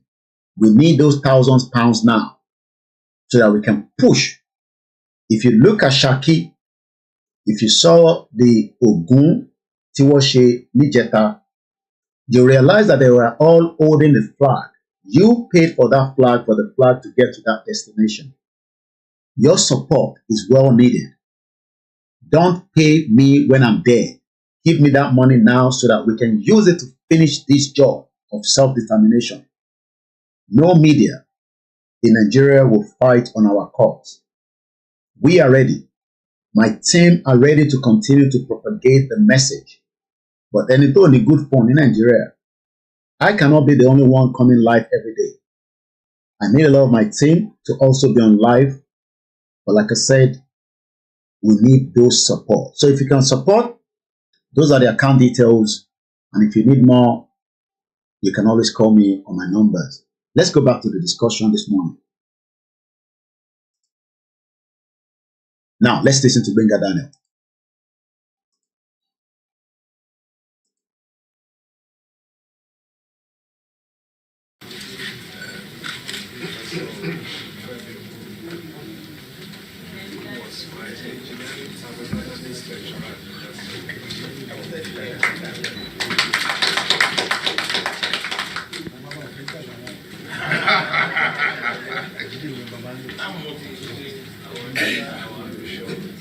Excellency, Royal Highnesses, I want to thank all of you for making time to come and honor Kabisi. As my family be aware, I will be wearing two caps here. I'm not as boy because I was honored over 30 years ago in this palace. And I've been an Afenifere is in my vein and in my blood. So I know a little bit about this great organization. And for this great town, the source, as our leader have clearly said, the story of Afenifere.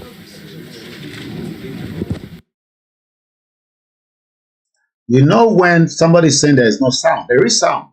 But when criminal politicians are talking, you can see that his audio went low. We heard their voice coming out very well. It's not from me, it is from the recording.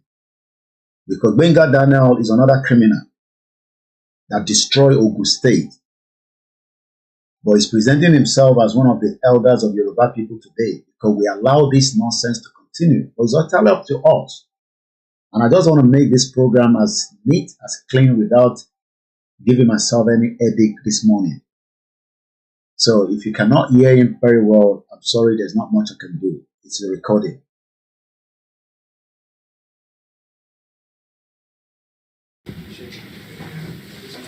And as God will have it, to the extent of our own awareness, all this that we grew up to know, from Baba Adesodi, the last Baba Shigadi, have been active supporters of Afenifere. I also happen to know that there is hardly anything that Afenifere will want to do without deference to, especially critical moments. Exactly. That's what. Talking about critical moments, I remember that at a point in time, when it appears to be that we have some kind of division within the system, and that was what led to YUF, Yoruba Unity Forum, which was put together to galvanize everybody. I've been led by Afenifere. And on that occasion, if I remember well, Mama Oluwole and Onishigade were more or less alternative chair to these weekend meetings. That is the importance that we attach to this palace. So therefore, sir, we We're here to continue to pledge allegiance. You have All right, let me pick what he said there. They've come to Kabiyesi to gain his loyalty, to keep Yoruba people in one Nigeria. They've come to Kabiyesi on behalf of Tinubu for his alliance against Akintoye and Tinubu, because what we are witnessing today is a fight between two different people. Professor ADEBANJI Akintoye, the leader of the Yoruba Self-Determination Group, and President Bola Tinubu, the current president that is only going to be there for a very limited time. Benga Daniel is saying to Kabiyesi to please not allow Sunday Igboho and his people to bring the complete breakup or the amalgamation of Nigeria.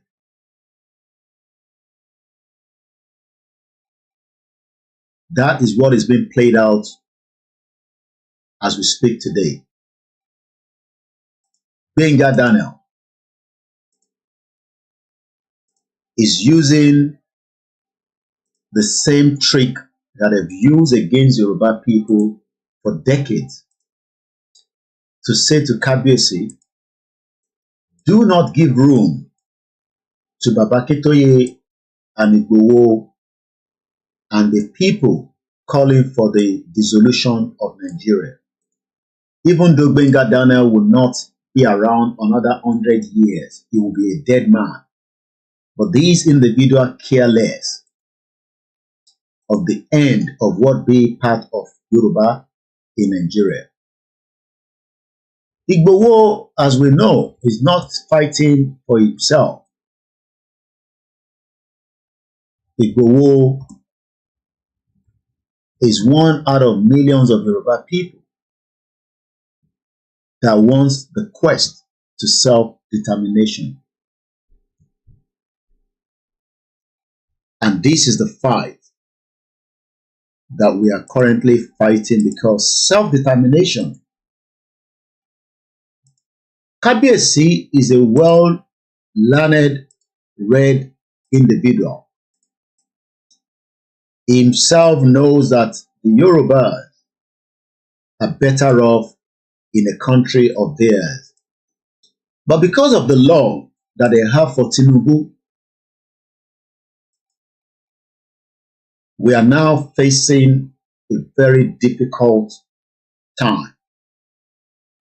Kabiyesi will have to decide who should he support between Akintoye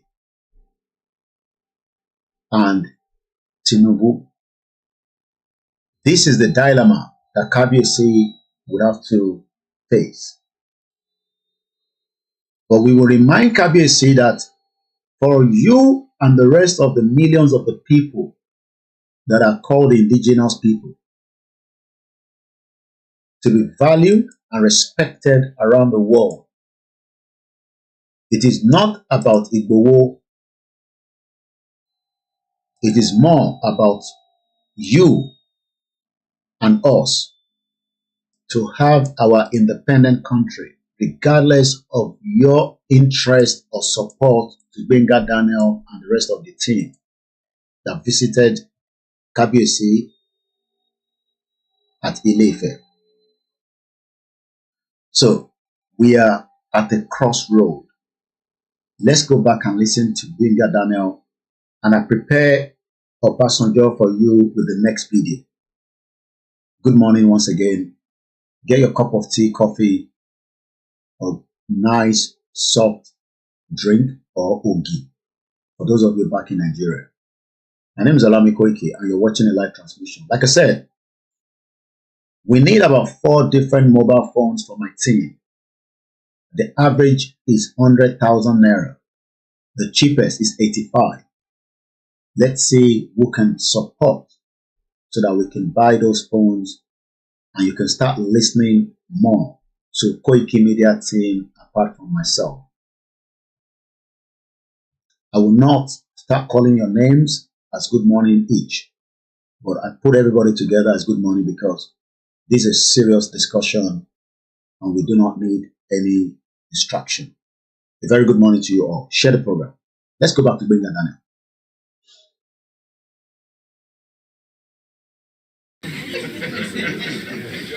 There's a lot of work that God has naturally put without any doubt that you still have to do. The unity of our race is still work in progress. And you can see Kabesi from Qatar.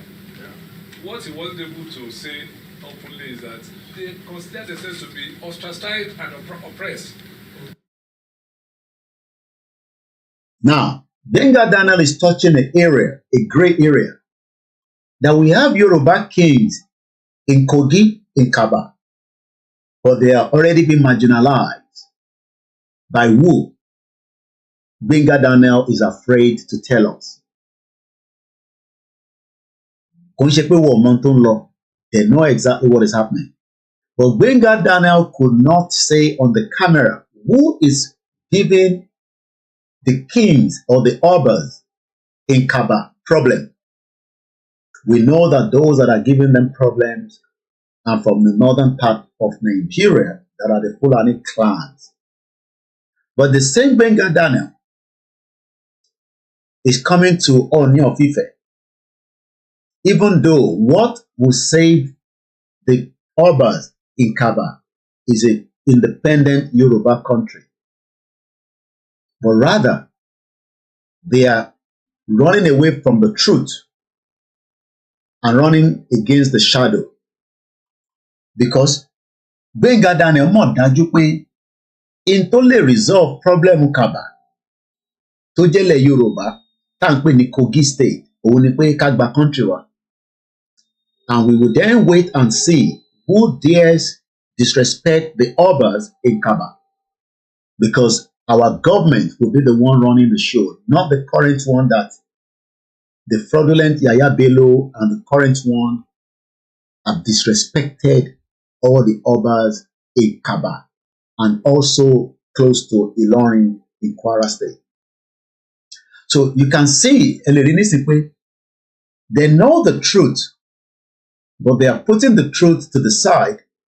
And I'm sure Kabiyesi is sitting down and looking at him and saying, but Itigbo àti Baba Akintoye ń sọ lélẹ̀, wọ́n marginalize àwọn ọba ní Kaba, àwọn wo and why?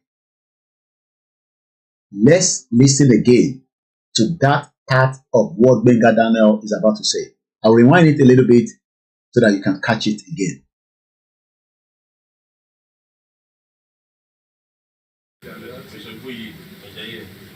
You have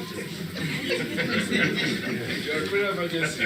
There's a lot of work that God has naturally put without any doubt that you still have to do. The unity of our race is still work in progress. And you can see Kabesi from Qatar. What he wasn't able to say openly is that they consider themselves to be ostracized and oppressed. Because we have not been able to fully, supported them.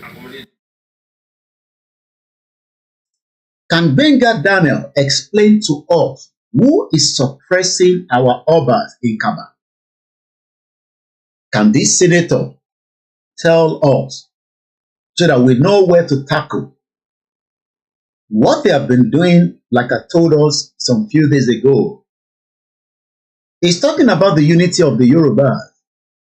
But the unity of the Yorubas will only work if we pull out of Nigeria, because we cannot be united with the people that have different ideology and that will continue to suppress and will never give us the freedom that we truly want. even if Tinubu remain in power for 60 years, which I doubt, because Tinubu cannot be alive for 60 years' time. He will be gone. If you add 60 years to Bola Tinubu's age, so why then should we allow Tinubu to destroy who we are using Kabiyesi when we know that Tinubu existence on this earth cannot last another 60 years? His legacy might last, depending on what part of his legacy that we're going to be talking about. But as a person, individually, Tinubu cannot be alive 60 years from now. He will be gone. So why then are we selling our birthright back to Nigeria when Baba Akintoye, that himself will not be around for another 60 years, Baba Akintoye would have gone?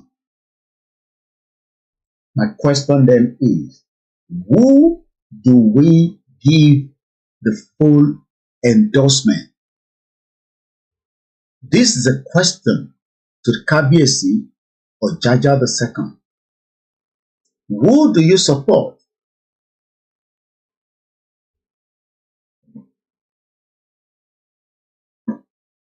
For these dreams, okay? Do you support Tinubu's agenda, even though Tinubu himself will not exist after 60 years from today? And today, for record purpose, for the future generation that will listen to this video was documented on the 26th of October 2024 at exactly 7:52 a.m. My name is Oluwole Koiki. And by the time you are watching this video, Yoruba country would have come and will still remain as a country within countries.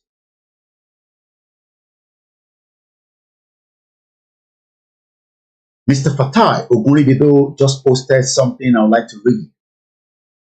And he went further to say, speaking in English in this forum means they are acting for the colonial lords, motivating them remotely. These people are politicians protecting their accumulated wealth and so scared the Yoruba nation existence will terminate their imperial wealth domination in Yoruba land. I cannot add or remove from what a brilliant Yoruba man, the secretary of the Yoruba World Media, Fatai Ogunribido, have just stated. Let me read that again. Or let me see if I can translate it. Ní èdè Yoruba. Inti Babawa Fatai Ogunribido, the secretary of the Yoruba World Media, sọ ní pé èdè Gẹ̀ẹ́sì tí wọ́n sọ. Let me remove the image because some of you might not know where we are. And I don't want you to get lost in the broadcast. This broadcast this morning is a very, very important broadcast. And that's why I will avoid not to allow my emotion to override what I'm about to tell you throughout the program. I could leave this program and end it nicely and start another one and start my normal utterances. But I will keep my utterances so that I want you to pick everything. And I'm speaking in English, not that I don't want to speak in Yoruba, but I want us to understand the damage that these individuals are putting to our king, because they are putting pressure on Ooni of Ife. I don't want us to think about Ooni of Ife is a politician king. Let's leave all that area for now. But we are talking about two individuals, Baba Akintoye and President Bola Tinubu Jagaban. One is talking about self-determination, while the other is talking about a one Nigeria in respect to their colonial lords. And this is where we are saying we are at the crossroad. Let's go back to what Fatai Ogunribido said. One èdè Gẹ̀ẹ́sì tí Gbenga Daniel, even one of the Obas, jokingly, I believe he's joking about the diaspora remittances, because Ọba yẹn mọ̀ pé nílùú wọn diaspora ló ń fund the state yẹn. I don't know which state that Oba is from, because if not, that state will have collapsed. But leave that. Wọ́n ní èdè Gẹ̀ẹ́sì tí wọ́n sọ nínú àkójọpọ̀ ìjókòó tí wọ́n lọ bá kábíyèsí ìyẹn àwọn Afẹ́nifẹ́re ni wọ́n ń ṣiṣẹ́ lórí àwọn tí wọ́n kó wa ní ẹrú tó ń pè ní òyìnbó aláwọ̀ funfun tí wọ́n da Yorùbá papọ̀ sínú tó ń pè ní Nàìjíríà ní ọdún kan tó ń pè ní 1914 amalgamation. Wọ́n ní gbogbo àwọn olóṣèlú tí ẹ̀ ń rí tí wọ́n ń sọ̀rọ̀ nínú ìpàdé yìí ìyẹn Gbénga Daniel, we have no reason to give him the respect of Ọ̀túnba because ẹni tó bá fẹ́ jẹ́ Ọ̀túnba ó gbọ́dọ̀ ní value àti integrity fúnran ọmọ Yorùbá, not to the criminal northern Fulanis that have destroyed Yoruba land. Wọ́n ní gbogbo tí wọ́n ń ṣe ni pé àwọn olóṣèlú yìí látòrí Gbénga Daniel àti gbogbo wọn gbogbo ọ̀rọ̀ nǹkan tó ti kó jọ débi pé Dàpọ̀ Abíọ́dún àti Gbénga Daniel wọ́n gbéná wojú ara wọn some few months back nígbà tí Dàpọ̀ Abíọ́dún lọ wó lára àwọn hòtẹ́ẹ̀lì wọn. Àwọn ló máa ṣèjọba tán ló máa ní hòtẹ́ẹ̀lì, ló máa ní retail center, ló máa ní shopping mall, ló máa ní estate, and yet they are never satisfied. Gbogbo ọrọ̀ ajé tó kó jọ yẹn tó kó jọ òun ni ọrọ̀ ajé tí wọ́n mọ̀ dájú pé nígbà tí ìran Yorùbá bá dá dúró ó ṣeé ṣe pé ó máa wà terminated, and they are worried and scared. Lẹ́ẹ̀kan sí tabarẹ́ ẹni tó máa ràn wá lọ́wọ́ láàárọ̀ yìí.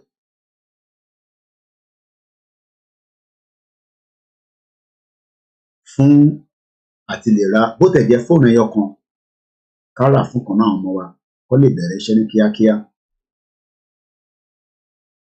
Mo kí gbogbo wa, mo kí ẹ̀gbọ́n mi Fatai Ogunribido.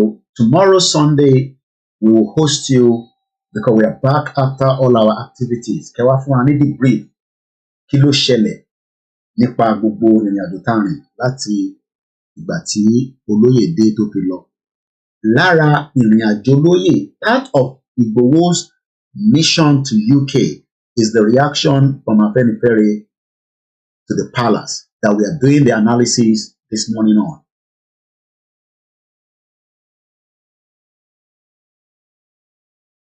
Let's go back to the video and let's prepare to listen to Obasanjo after this particular one. So I'm just going to let Gbénga Daniel speak for the other 1 minute, and then we will not go further in that video. I've used this video more than enough, then we go to the next one. Let's just listen again. And give them their rights of place. Can we see that still a lot of work to do? But as you rightly said when you saw me today, the creation of the Southwest Development Commission is clearly a step in the right direction. And I just want to appeal to all of us to continue to support President Bola Ahmed Tinubu. Without any doubt, it's very, very clear that as a journalist, I don't know whether anybody picked something from the body language of Gbénga Daniel. And if you can just put in the comment section, kí lẹ̀ ń rí nípa body language ẹ̀? I just look at the screen quickly before we move further. What can you notice in the body language of Gbénga Daniel? Tẹ́ bá notice the body language.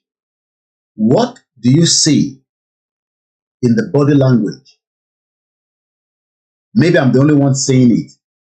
Maybe somebody else that is watching. Okay, Mas B says he's giving the message with force. Okay, any other person? Omobolaji say they are scared. Can anybody say anything that is different from the two people that have just read their comment. If you're with me on the transmission, and I'm reading all the comments, I believe I still have Koiki that I'm not seeing the comments. So let me come back.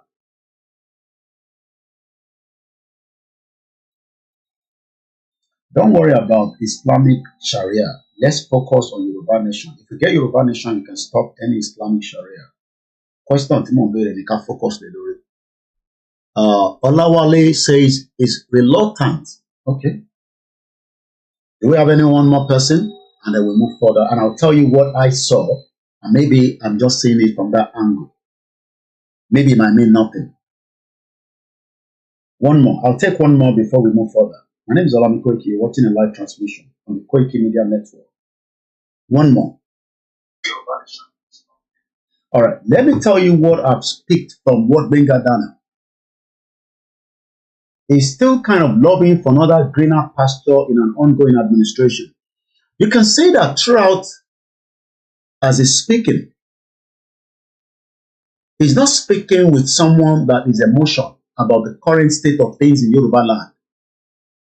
You can see the kind of smile coming out of his that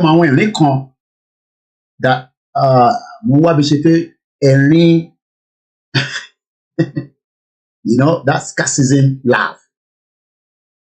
This individual care less about you and me. As he's talking about Tinubu, you can see that he's laughing because he knows it's a joke.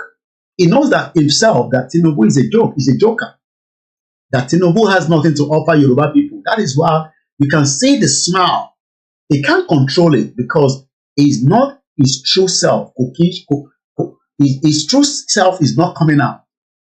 They are not emotional about the current state of things, even as of today in Nigeria. Somebody says, Masbi says, Eriako. These people should go to the palace and let the king know the pain of the people. Look, I am not 3,000 miles away from Nigeria, according to Just Reason. I haven't seen him for a while on the broadcast. And every time I come on the live show, my spirit feels touched with a lot of things that is happening in Nigeria.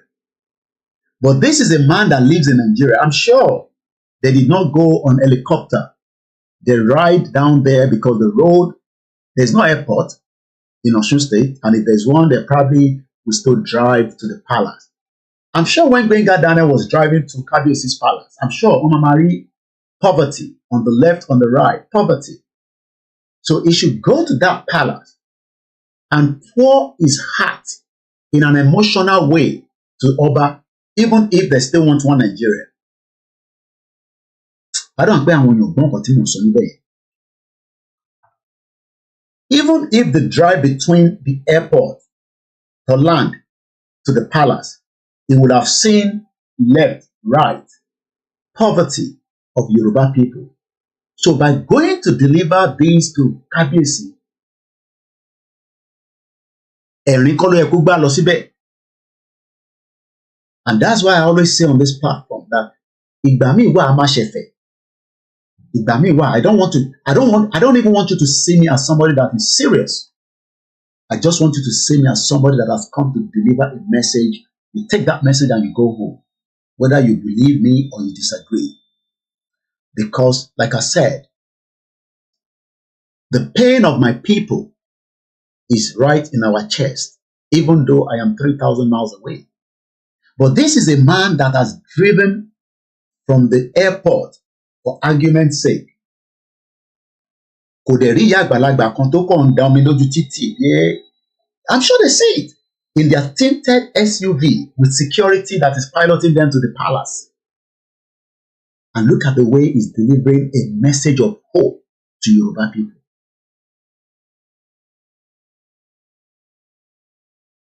And these are meant to be leaders of Yorubas in the present day Yoruba in the southwest of Nigeria. One human touch, no human sympathy. Kí ló funny ní nǹkan tó ń deliver nísìn. Ṣó yàgbẹ́ sára ni àbí èèyàn kan yàgbẹ́ sára níbẹ̀ yẹn tó ń rí àbí èèyàn kan tọ̀ sára? Because I know he's in a beautiful palace. I've not been to that palace before, but I know because you can see the magnificence of that palace. But kí ló funny sí Gbenga Daniel? Kí ló ń pa lẹ́rìn? What is funny? Oh, Tinubu is going to make Nigeria better and he's laughing. But the D of Nigeria right now, nobody's laughing. Even if we are still in Nigeria, what is funny that Gbenga Daniel is smiling about? Because these people are not talking about us. And I go back again to what Fatai Oguribido says, and let me get my glasses on so that I can see clearly. Speaking in English in this forum means that they are acting on the colonial laws that is motivating them remotely. These people, Gbenga Daniel, politicians are protecting their accumulated wealth. And they are so scared. Gbenga Daniel sọ pé tabagba Yorùbá country. Àwọn ọmọ yìí ìjọba tó ń bọ̀ kò ní dàbí ìta ń ṣe lọ́wọ́lọ́wọ́. I'm sure Gbenga Daniel also remember that death would happen to each one of us at the appropriate time. Let's leave that and move to the next discussion. Listen to this again. While these are going around convincing Kabiyesi, and thanks so much for the owner of this video that we have used this morning. Let's listen one more time to this from the Arewa, and I'll prepare us for the next video, which is Obasanjo with the visit of the Northerners at the penthouse, as so-called in Abeokuta. Hello, good morning, good afternoon, good evening. This clip is titled Alleged Regional Government Bill in Circulation, if true, overtaken by events. A document alleging to be a bill submitted by Bola Tinubu to the National Assembly seeking to reverse and to amend the 1999 Constitution and give regions independence from the central. In other words, going back to regional government arrangement. It's in circulation all over the social media.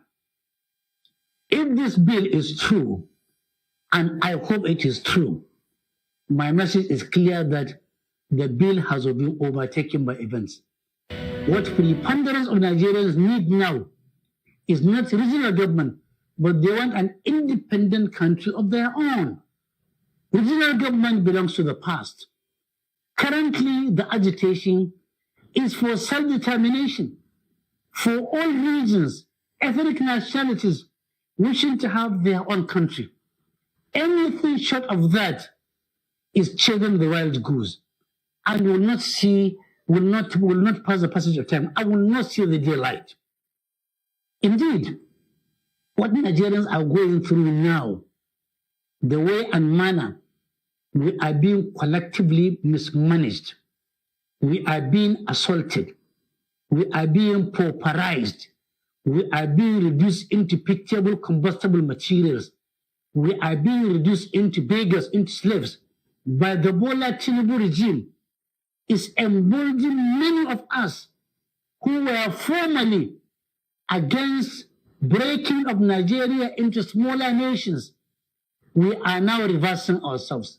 Majority of us, including myself, who was formerly against smaller nations out of Nigeria, is now fully committed to having Nigeria broken into different countries out of choice or out of compulsion, so that we can go and manage ourselves in our own way, in our own speed, in our own style, cognizance of taking into consideration our culture, our beliefs, our socialization, our meaning, if you like. We are tired of a central government where everybody has been made to become a slave. Everybody has been reduced except the few who are milking the country high, empty, and dry, who are stealing our collective patrimony, collective resources, who are sending us fear and terror, who are deceiving us every day, every night, every hour, every week, every month, all year through. And therefore, those who are thinking that a deal to take Nigeria back to the are doing any favor, they are making the biggest mistake. That is not what Nigerians need. What Nigerians need is dissolution of Nigeria into smaller nations, out of choice or out of compulsion, in peace, not in pieces. Anything short of that will not see the light of the day, will not address the current challenges, will only be postponing the evil day. Enough for the wise. Enough for the wise. Coming up to 11 minutes past 8 a.m., 2 hours, 11 minutes into the discussion this morning. My name is Koiki. Who among the Yorubas are against Yoruba having its own independent country so that we can exit the union? Let's take us back again to what is happening in Samoa during the current Commonwealth of Nations. The Commonwealth, as we know, are countries that Britain colonized.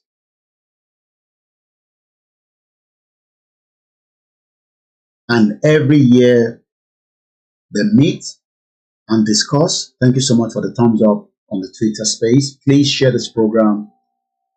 And if you can just also click on the thumbs up, it will also help send a signal back to others.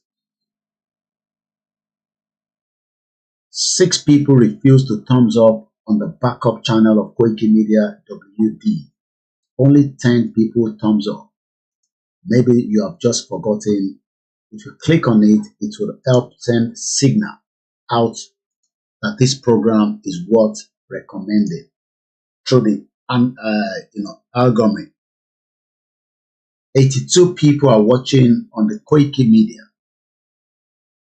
but we have only 56 of you that have clicked thumbs up. I know you have just forgotten.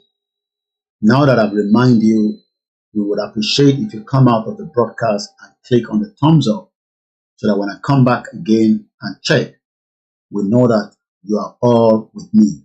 Apart from those of us that care less and you are only here to snoop, or you're only here just to see if you can get one secret or know something that we are planning.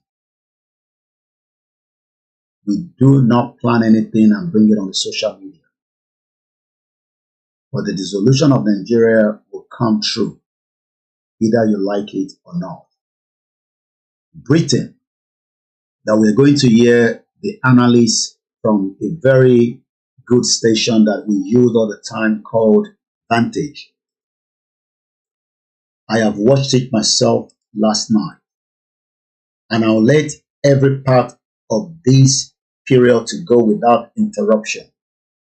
The copyright goes to first post. The more you help this channel, the more it will grow bigger and bigger.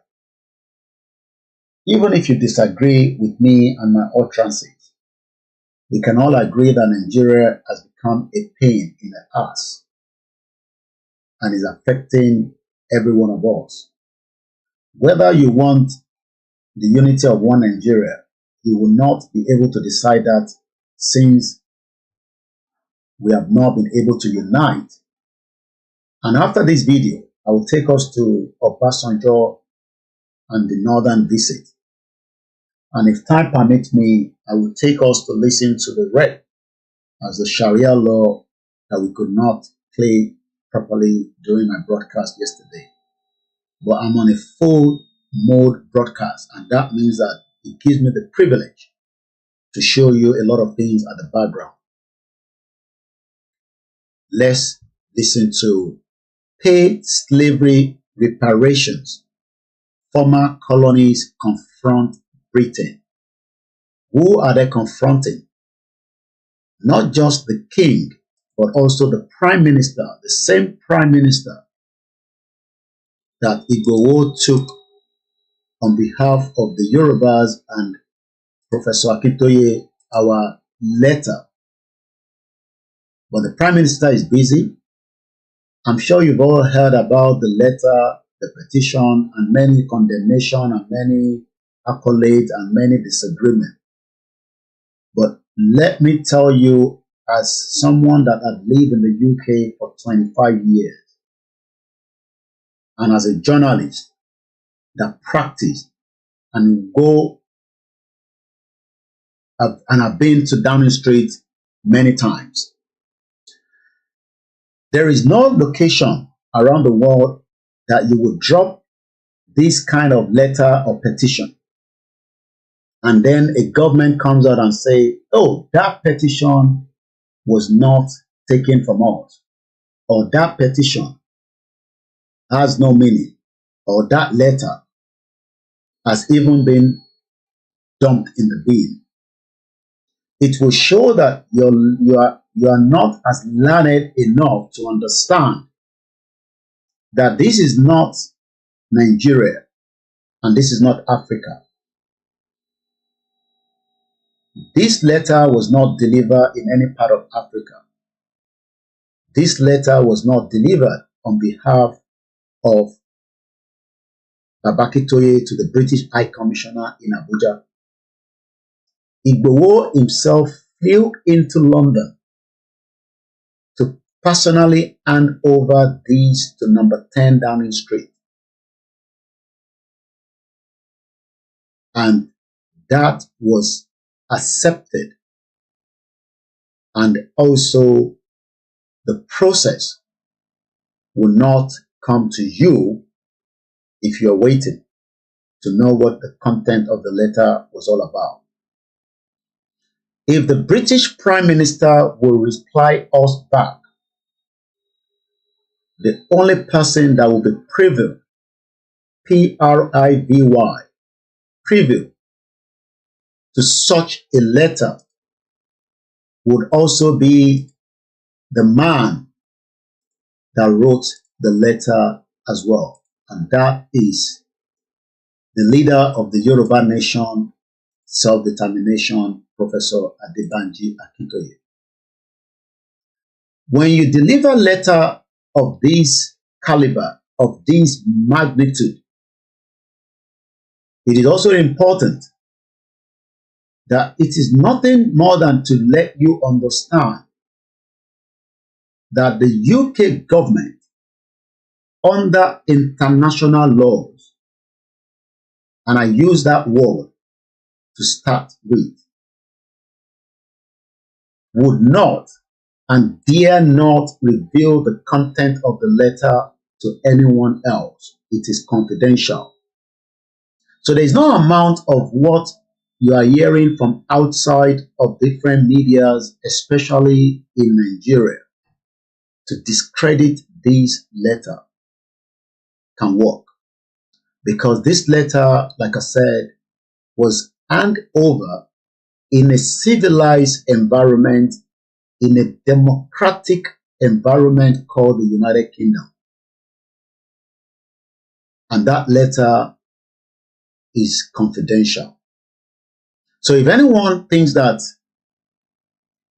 the British High Commissioner that tried to discredit this letter is only playing to the tune of the government pressure in Nigeria, the British High Commissioner would not. He's just a civil servant, and I am paying his salary from the taxpayers and the tax that I am also contributing to the tax contribution in this country. Let me put it that way, if I hear or if I know, if my sources tell me that the High Commissioner has been privy to see this letter, there will be consequence for the British government. As a journalist, there will be a massive consequence, because that will be a breach of trust between this country and the international community that is representing. So whatever you have listened to or you've heard about on this particular letter is garbage from the Nigerian garbage media. Most of them cannot even pronounce Downing Street properly. Some of them doesn't even know the name of the prime minister that we dropped the letter to. So how come then you are listening to garbage news and print media that have no understanding how international relationship works? The Yorubas are not a country yet, but the movement is strong enough to represent the 65 million Yoruba people in Nigeria. And that is exactly what we've done. Even if we have part of the Yorubas that disagree with us, what we have presented have highlighted a lot of things that many people knows about. But people just want to know what exactly is the communication between Professor Akintoye and the only person that will be privy as well to see this letter is the UK Prime Minister. And at the appropriate time, because everything is timing, they have time to reply and give us acknowledgement. Whether we decide to let you know that we have received the acknowledgement is entirely up to the leadership of Akintoye. If he thinks that it feels like letting us to know that that letter we have received an acknowledgement, we will let you know. But for now, it is a confidential letter, and not even the British High Commissioner, Dr. Richard Montegory, that I, Olayomi Koiki, is paying part of his salary from my tax being deducted in this country, dare not request a copy of that letter himself. I'm sure you know what that means. This means that there will be consequences for the British government. I'm sure you do not understand what letter is all about. You think that this is a Bole Kaja media. You think that Baba Akintoye is a Bole Kaja professor. You think Fatai Ogunribido is a Bole Kaja man. You think Kentos, as the vice president of Ipelodu, you think that she does not know what she's doing. You think Alaja Adeyeye, one of the strong members of the Yoruba Nation movement that was selected to represent us with Igboho, I'm sure you don't know that all these important individuals, including Bedu magazine, including Prophet Ologun Oluwa, that flew all the way from New York to be part of history. So you think that this is just a joke. Some of you do not understand that the Yorubas are playing the same game that has been played in the past. And what is the game? The game of diplomacy. Nobody has ever come out to say that UK will give us a country. But we are doing exactly what the international community expects us to do.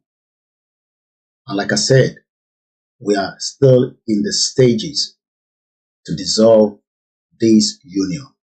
And it will be dissolved amicably, in timing, but we would have to be patient with the process. So let them continue to deliberate whether the letter is valid or it has been thrown into the trash. That is from the garbage Nigerian media that do not understand nothing, because we know that they have no iota of truth in them. But for now, the letter remains private, the letter remains confidential, and the letter remains right behind that door, which is the black door that even Joe Biden was glad enough to take a picture in front of it. The images that you have seen around the world that is still circulating, many of you will never put your foot behind that door till you die. Even your president I mean, your current president have not stand in front of that door yet. He might tomorrow on the visit of the Prime Minister, I don't know. But Igboho has done exactly what millions of people could not do by representing us behind that door, including myself, to deliver this fantastic history that has now been recorded. Maybe you don't know that the moment that we recorded it was exactly 1400 hours. Even the police will not let you go in until that same time because everything is recorded. And that record is with Downing Street. So if you're still in doubt of what will play out, you will wait for the next stage. Let's take you now to Samoa, which is very close to Australia, where there is a current Commonwealth meeting that is going on. And let's hear from the narrative, the analysis, not from me this time around, but from a beautiful presenter that I love so much and I respect for the work that she's doing within the organization. And this video was posted 15 hours ago, and it has been already 136,000 views. If only you support this platform, we would also gain the right views. But when we have to keep begging us to share and also thumbs up, then the viewership will not be as big as you might think. But one thing we are grateful for is that even after 3 years of my monetization being removed on Koikimedia, every month we gain about 700 new subscribers. It shows that people want something and they are looking for the truth. The truth is no longer in Nigeria. The truth is now within the Yorubas and the rest of those that want their freedom. Anything short of that is a crime scene. Let's go back now and watch this analysis about why Britain refused to talk about reparations of the former colonies, and Nigeria was one of them.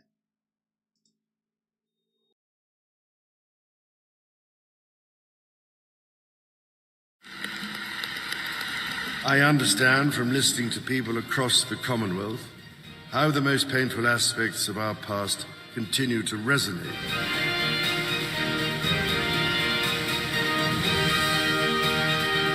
My focus is on the forward look, not the sort of backward look.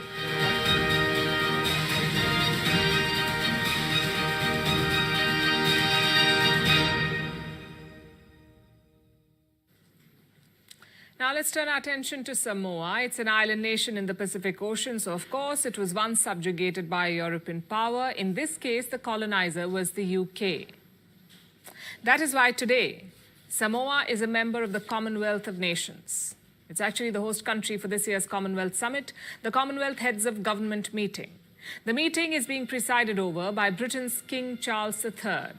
Charles was having a great time over the last few days, drinking a potent Samoan brew, a drink called kava. Charles was even declared a high chief of the Samoan archipelago. Yes, he did seem to enjoy all the empire nostalgia, but he came crashing back down to earth earlier today. Our cohesion requires that we acknowledge where we have come from. I understand from listening to people across the Commonwealth how the most painful aspects of our past continue to resonate. It is vital, therefore, that we understand our history to guide us to make the right choices in the future. Charles seemed to have sobered up this morning. He needed his wits about him so he could deflect from a contentious issue at this Commonwealth Summit, the issue of reparations. As you know, Britain was a pioneer back in the day, a real trailblazer when it came to slavery. Slavery had always existed in human history, but Britain, and the British monarchy in particular, transformed it into a truly global business. The UK set up a slave code for its Caribbean colonies. They enslaved people in Africa, forced them into ships, and took them to plantations in the Caribbean. Millions perished during the brutal journey. And those who survived were worked to death on the plantations. The British royal family was heavily involved in slavery. They granted monopolies to slavers, provided ships. The previous Charles, Charles II, even founded the... Be careful.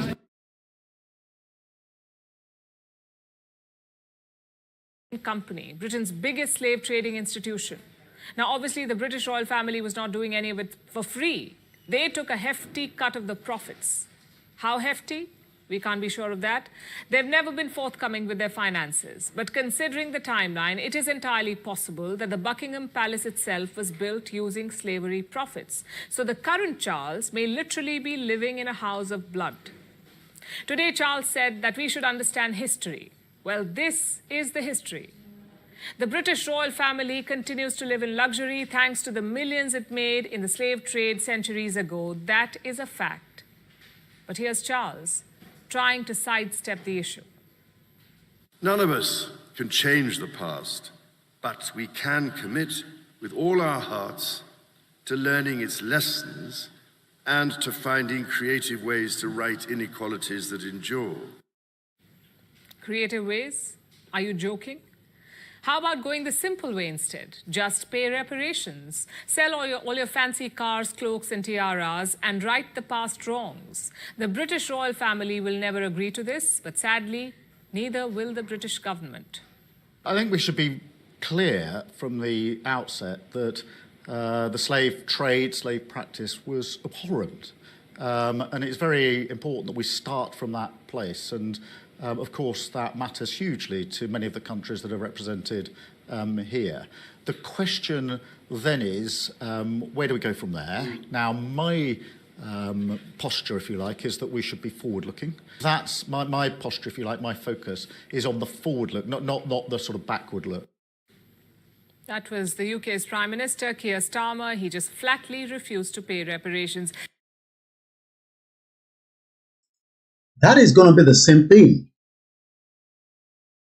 from them with the kind of letter petition that we dropped to Downing Street. Not much will be expected, but does that mean that we should not put that in their hand?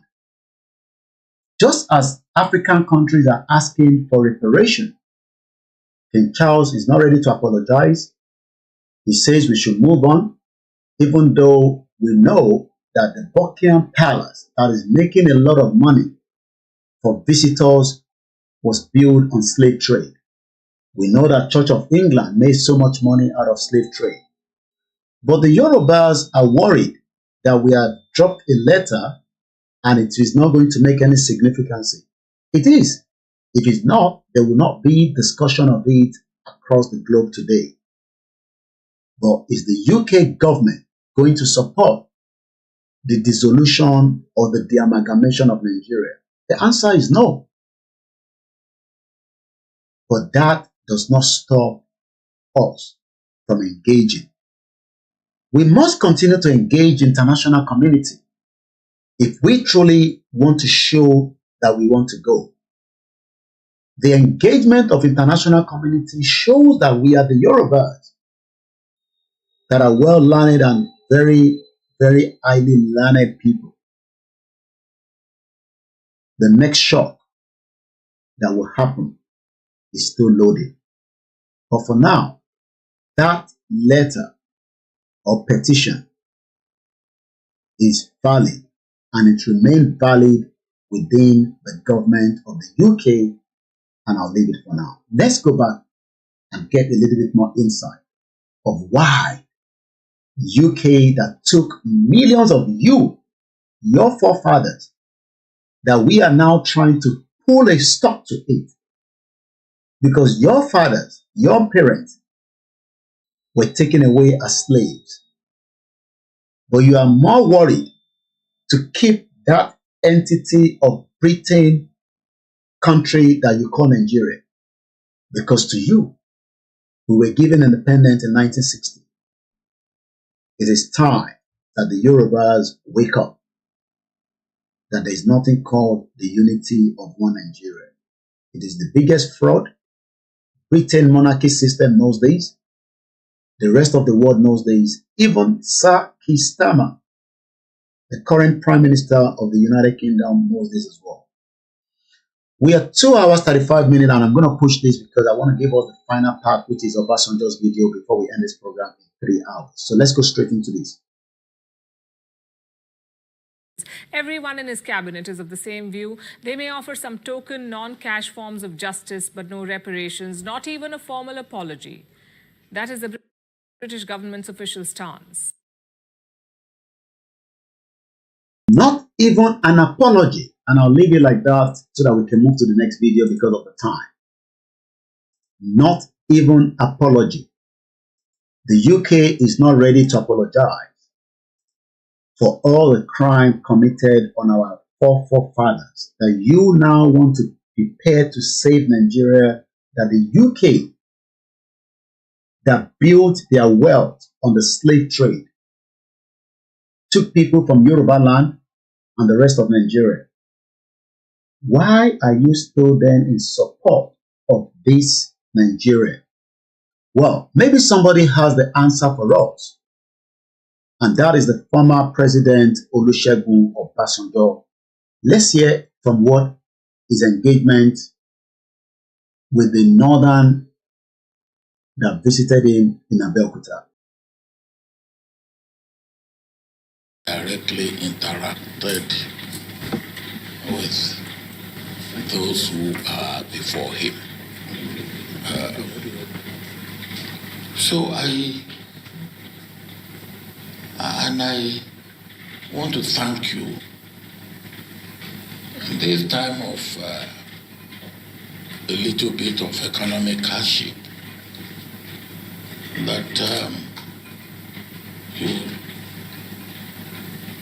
take all it, or you make possible all it takes to be here and for us to.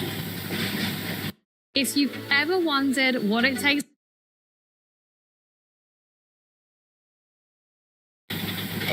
talk a little bit. Governor, you talk about your concern. And if there's anybody who is not concerned about the situation in Nigeria today, then he or she will need to have his head examined.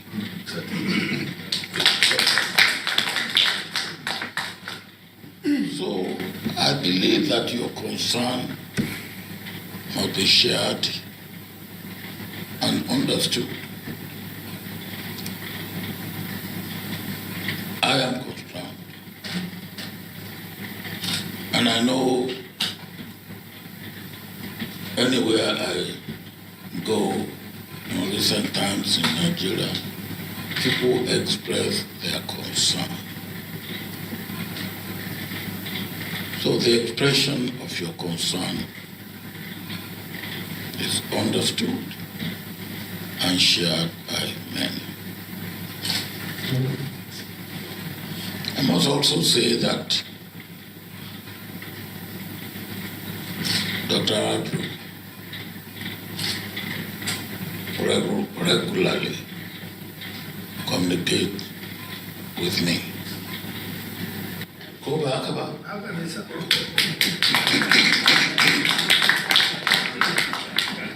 At times we agree,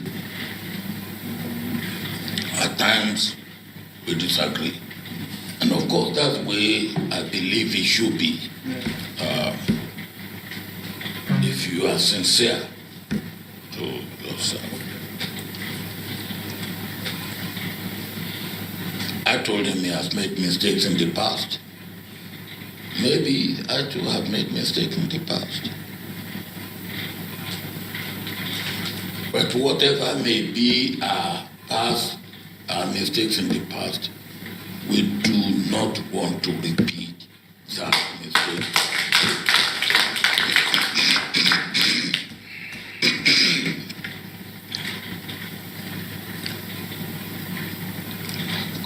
you rightly said, I am a believer in the greatness of this country. Yes, you are absolutely right. I am also an incurable optimist about this country.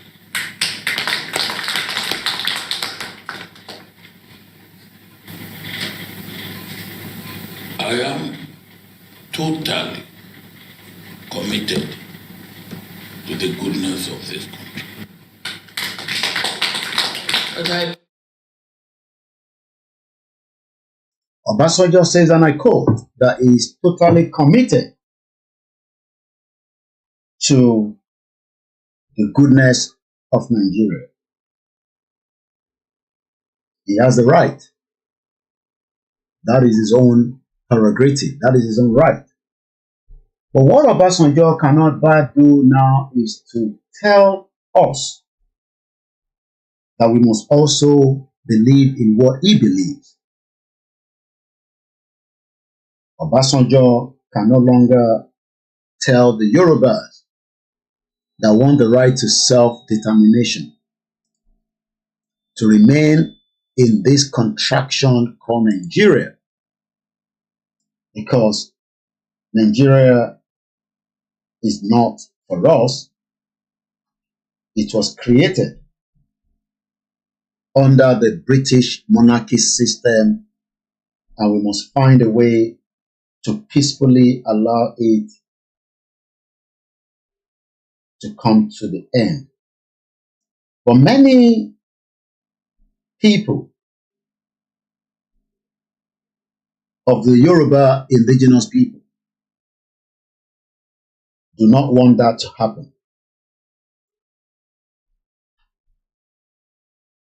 If you'd like to join our news bulletin, do let me know and I'll bring you in. You will not be able to send any message in. And if anybody asks for money, do let us know. We will remove that number. There's not much I can do to that because we know we have criminals that will penetrate into many groups and they'll come behind and ask for money. Just let us know and we will bring their names and their numbers out to the public domain and we will block them. But no one apart from myself and my team do send messages in there. We don't need any prayer. We don't need any motivation. It is only a pure Yoruba conversation and the koikimedia news and some other news from the world media and other Yoruba presenters. So if you'd like to join that platform, do let me know. We are just about 15 minutes. I want us to go back and listen more to what Obasanjo is saying before we come into the conclusion this morning on this live transmission. I believe that if we look back, you can see, or if you want to be sincere with ourselves, you can see some of the mistakes of the past to which we must not fall into again. So anytime I hear north, west, east, I feel frightened. And that is my honest opinion. Because why is Obasanjo frightening? Does he have a stake in Nigeria? What is wrong if Obasanjo comes out and say, let everybody go their separate ways? What is in it for Obasanjo that he feels frightening every time he hears the north, the southeast, and the southwest? Why is he in a panic mode? Is it because something of the foundation of Nigeria is faulty and he played the role as part of the game and is getting older? Obasanjo had 60 years to his years. He's dead and gone. We will only remember his legacy and whatever he has done. But we will not allow all these old baggers to continue to tell us to look for the unity of one fraudulent Nigeria. because Nigeria is not meant for us. Nigeria could be for Obasanjo, as he said in this video. It's a long video, we will not be able to play everything, but I just wanted to get a grasp of it. Obasanjo represents only himself and his family and the colonial. And according again to Fatai Ogunribido, Obasanjo is not stooge used by the Fulanis to put Yorubas under them. He sold every souls of Yorubas to the Fulanis, and that is why he is their beloved son, with whom they are always well pleased. Well, Bola Ahmed Tinubu was showing desperation. They transferred Obasanjo, Yoruba selling right to Bola Ahmed Tinubu. Obasanjo and Bola Ahmed Tinubu are Fulani's Yoruba selling agents. Nothing good can come for Yorubas from Tinubu and Obasanjo. They are the slave agent for the colonial masters and their proxies, Fulani selling Yorubas to them, the colonialists. And also, just as a quick update from the letter that has been in circulation about Igboho to Downing Street and has brought a lot of discussion, not controversy. According to the update from my brother, again, the Secretary of the Yoruba World Media, the original statement that was issued by the representative of the British High Commissioner was written by the Nigerian Ministry of External Affairs and transferred to the British High Commissioner letterhead, meaning it was a statement by Nigeria trying to deem the Yoruba Nation effort at number 10. Maybe you don't understand what has happened there. A criminal government, like we said all the time, the Nigeria criminality that continue to let you remain in that abject poverty, that makes your life miserable, that you need to then think that you would attack the diaspora so that you can survive. Many of you cannot even confront your local government and ask them questions.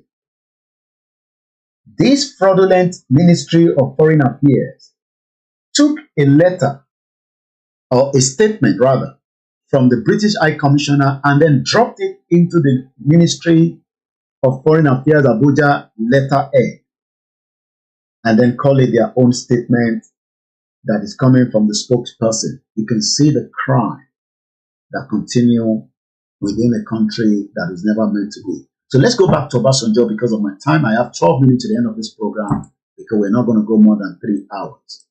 Let's go back again and listen to Obasanjo.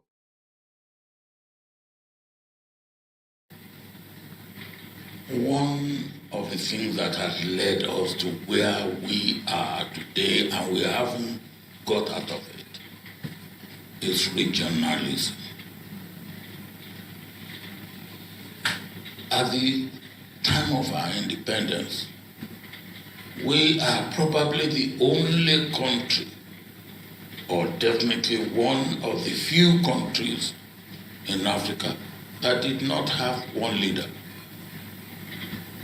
At independence, we had 3 leaders. Now, things are getting more clearer. So, from independence that I've talked about coming to 1957-58, before the fraudulent British government supported a fraudulent country called Nigeria into independence. We know this because that was revealed by the late,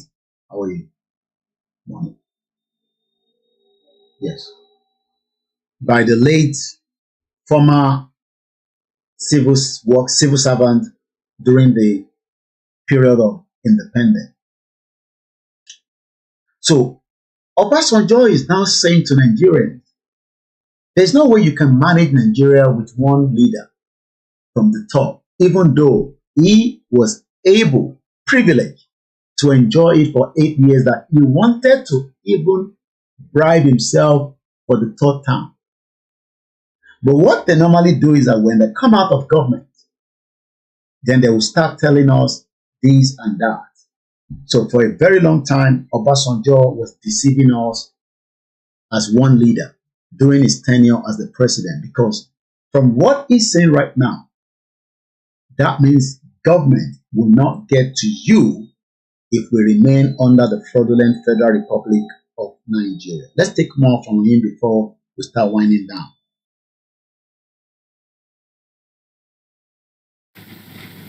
So we attain independence almost with three countries in one.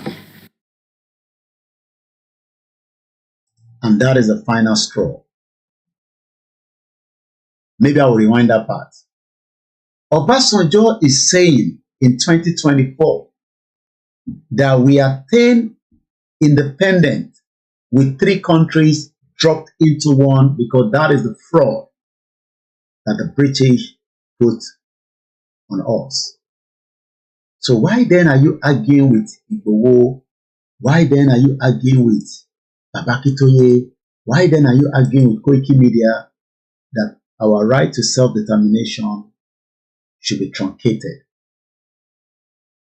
At least Obasanjo is speaking the truth before he died. So you can see why the quest for a Yoruba country must not stop.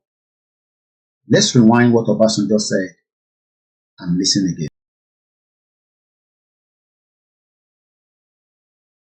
At the time of our independence, we are probably the only country, or definitely one of the few countries in Africa that did not have one leader at independence. We had 3 leaders. So we attained independence almost with three countries in one. And that remained part of our problem. So I'm asking Obasanjo now, if we have 3 countries that was dropped into one country and it's part of our problem, what should be the solution? Is it regional government? Is it a restructure? Or is it a full independent Yoruba country? You can see why I took my time to explain this video from the beginning and drop it finally to Obasanjo.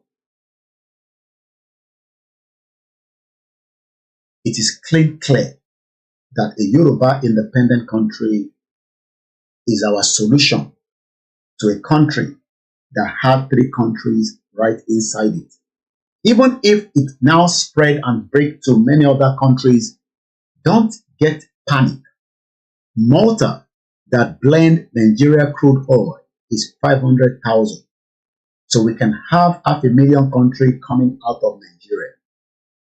But the 65 million Yoruba people are strong, can work together in one uniform as an independent culture, language, same ideology, away from the Igbos, away from the Hausas and the rest, with our own borders, with our own immigration, with our own police, with our own everything that would be called Yoruba, or you can even call it Oduduwa Republic.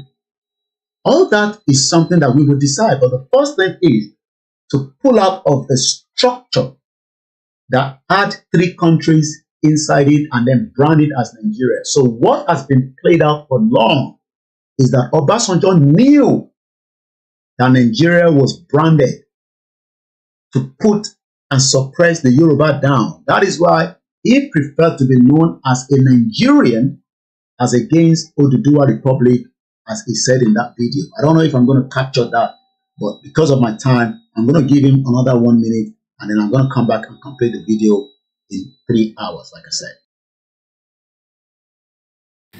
for a long, long time. And it hasn't completely left us. So when you give the name of your league as Northern League of Democrats, my point would be, oh, how I wish it had been National League of Democrats. But I will also say that you have to begin from somewhere. You have to begin from somewhere. One of the things I always say is that, look, why should my being a Yoruba man, and I'm a proud Yoruba man, be in the way of my being a Nigerian? I could jolly well have been born in Sokoto. The fact that I was born in Yoruba land is not my making. It's God's making. I could jolly well have been born in Maiduguri. I will still be a Nigerian. And I do not believe that where I was born should be the enemy of my Nigerianness.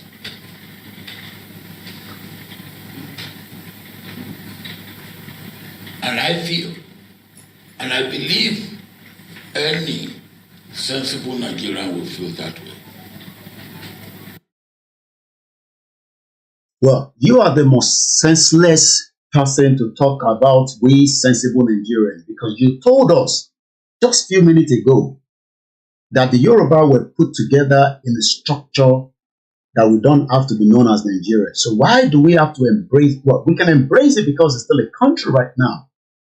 But since we have the right to self-determination, you are the most senseless person to tell us that sensible Nigeria. There's nothing called Nigeria or Obasanjo. You know that very well. The Yoruba people have been in existence before the fraudulent Nigeria was created. And that is how far I can go this morning. Enjoy the rest of the weekend. My name is Koiki. I will not start mentioning names. I'll just capture everybody and say good morning. Thank you for joining. If you're watching it again, thumbs up. Thank you so much. If you're new to the platform, subscribe and also make sure you turn on the notification bell as well. And that is how far I can go this morning. Like I said, we will probably tomorrow or day after continue with our discussion. Shout out to every one of you, and once again, shout out to my followers and listeners from around the world. Obasanjo is pacifying his paymaster who made him what he is today. Nigeria has no identity. And maybe I should just give this to Obasanjo to just complete this video briefly. That Obasanjo, your cry and your wolves is too late. Maybe you can explain this to us, Obasanjo. There is no land called Nigeria. There is no language called Nigeria. There are no people called Nigerians. We are only deceiving ourselves. We are not Nigerian.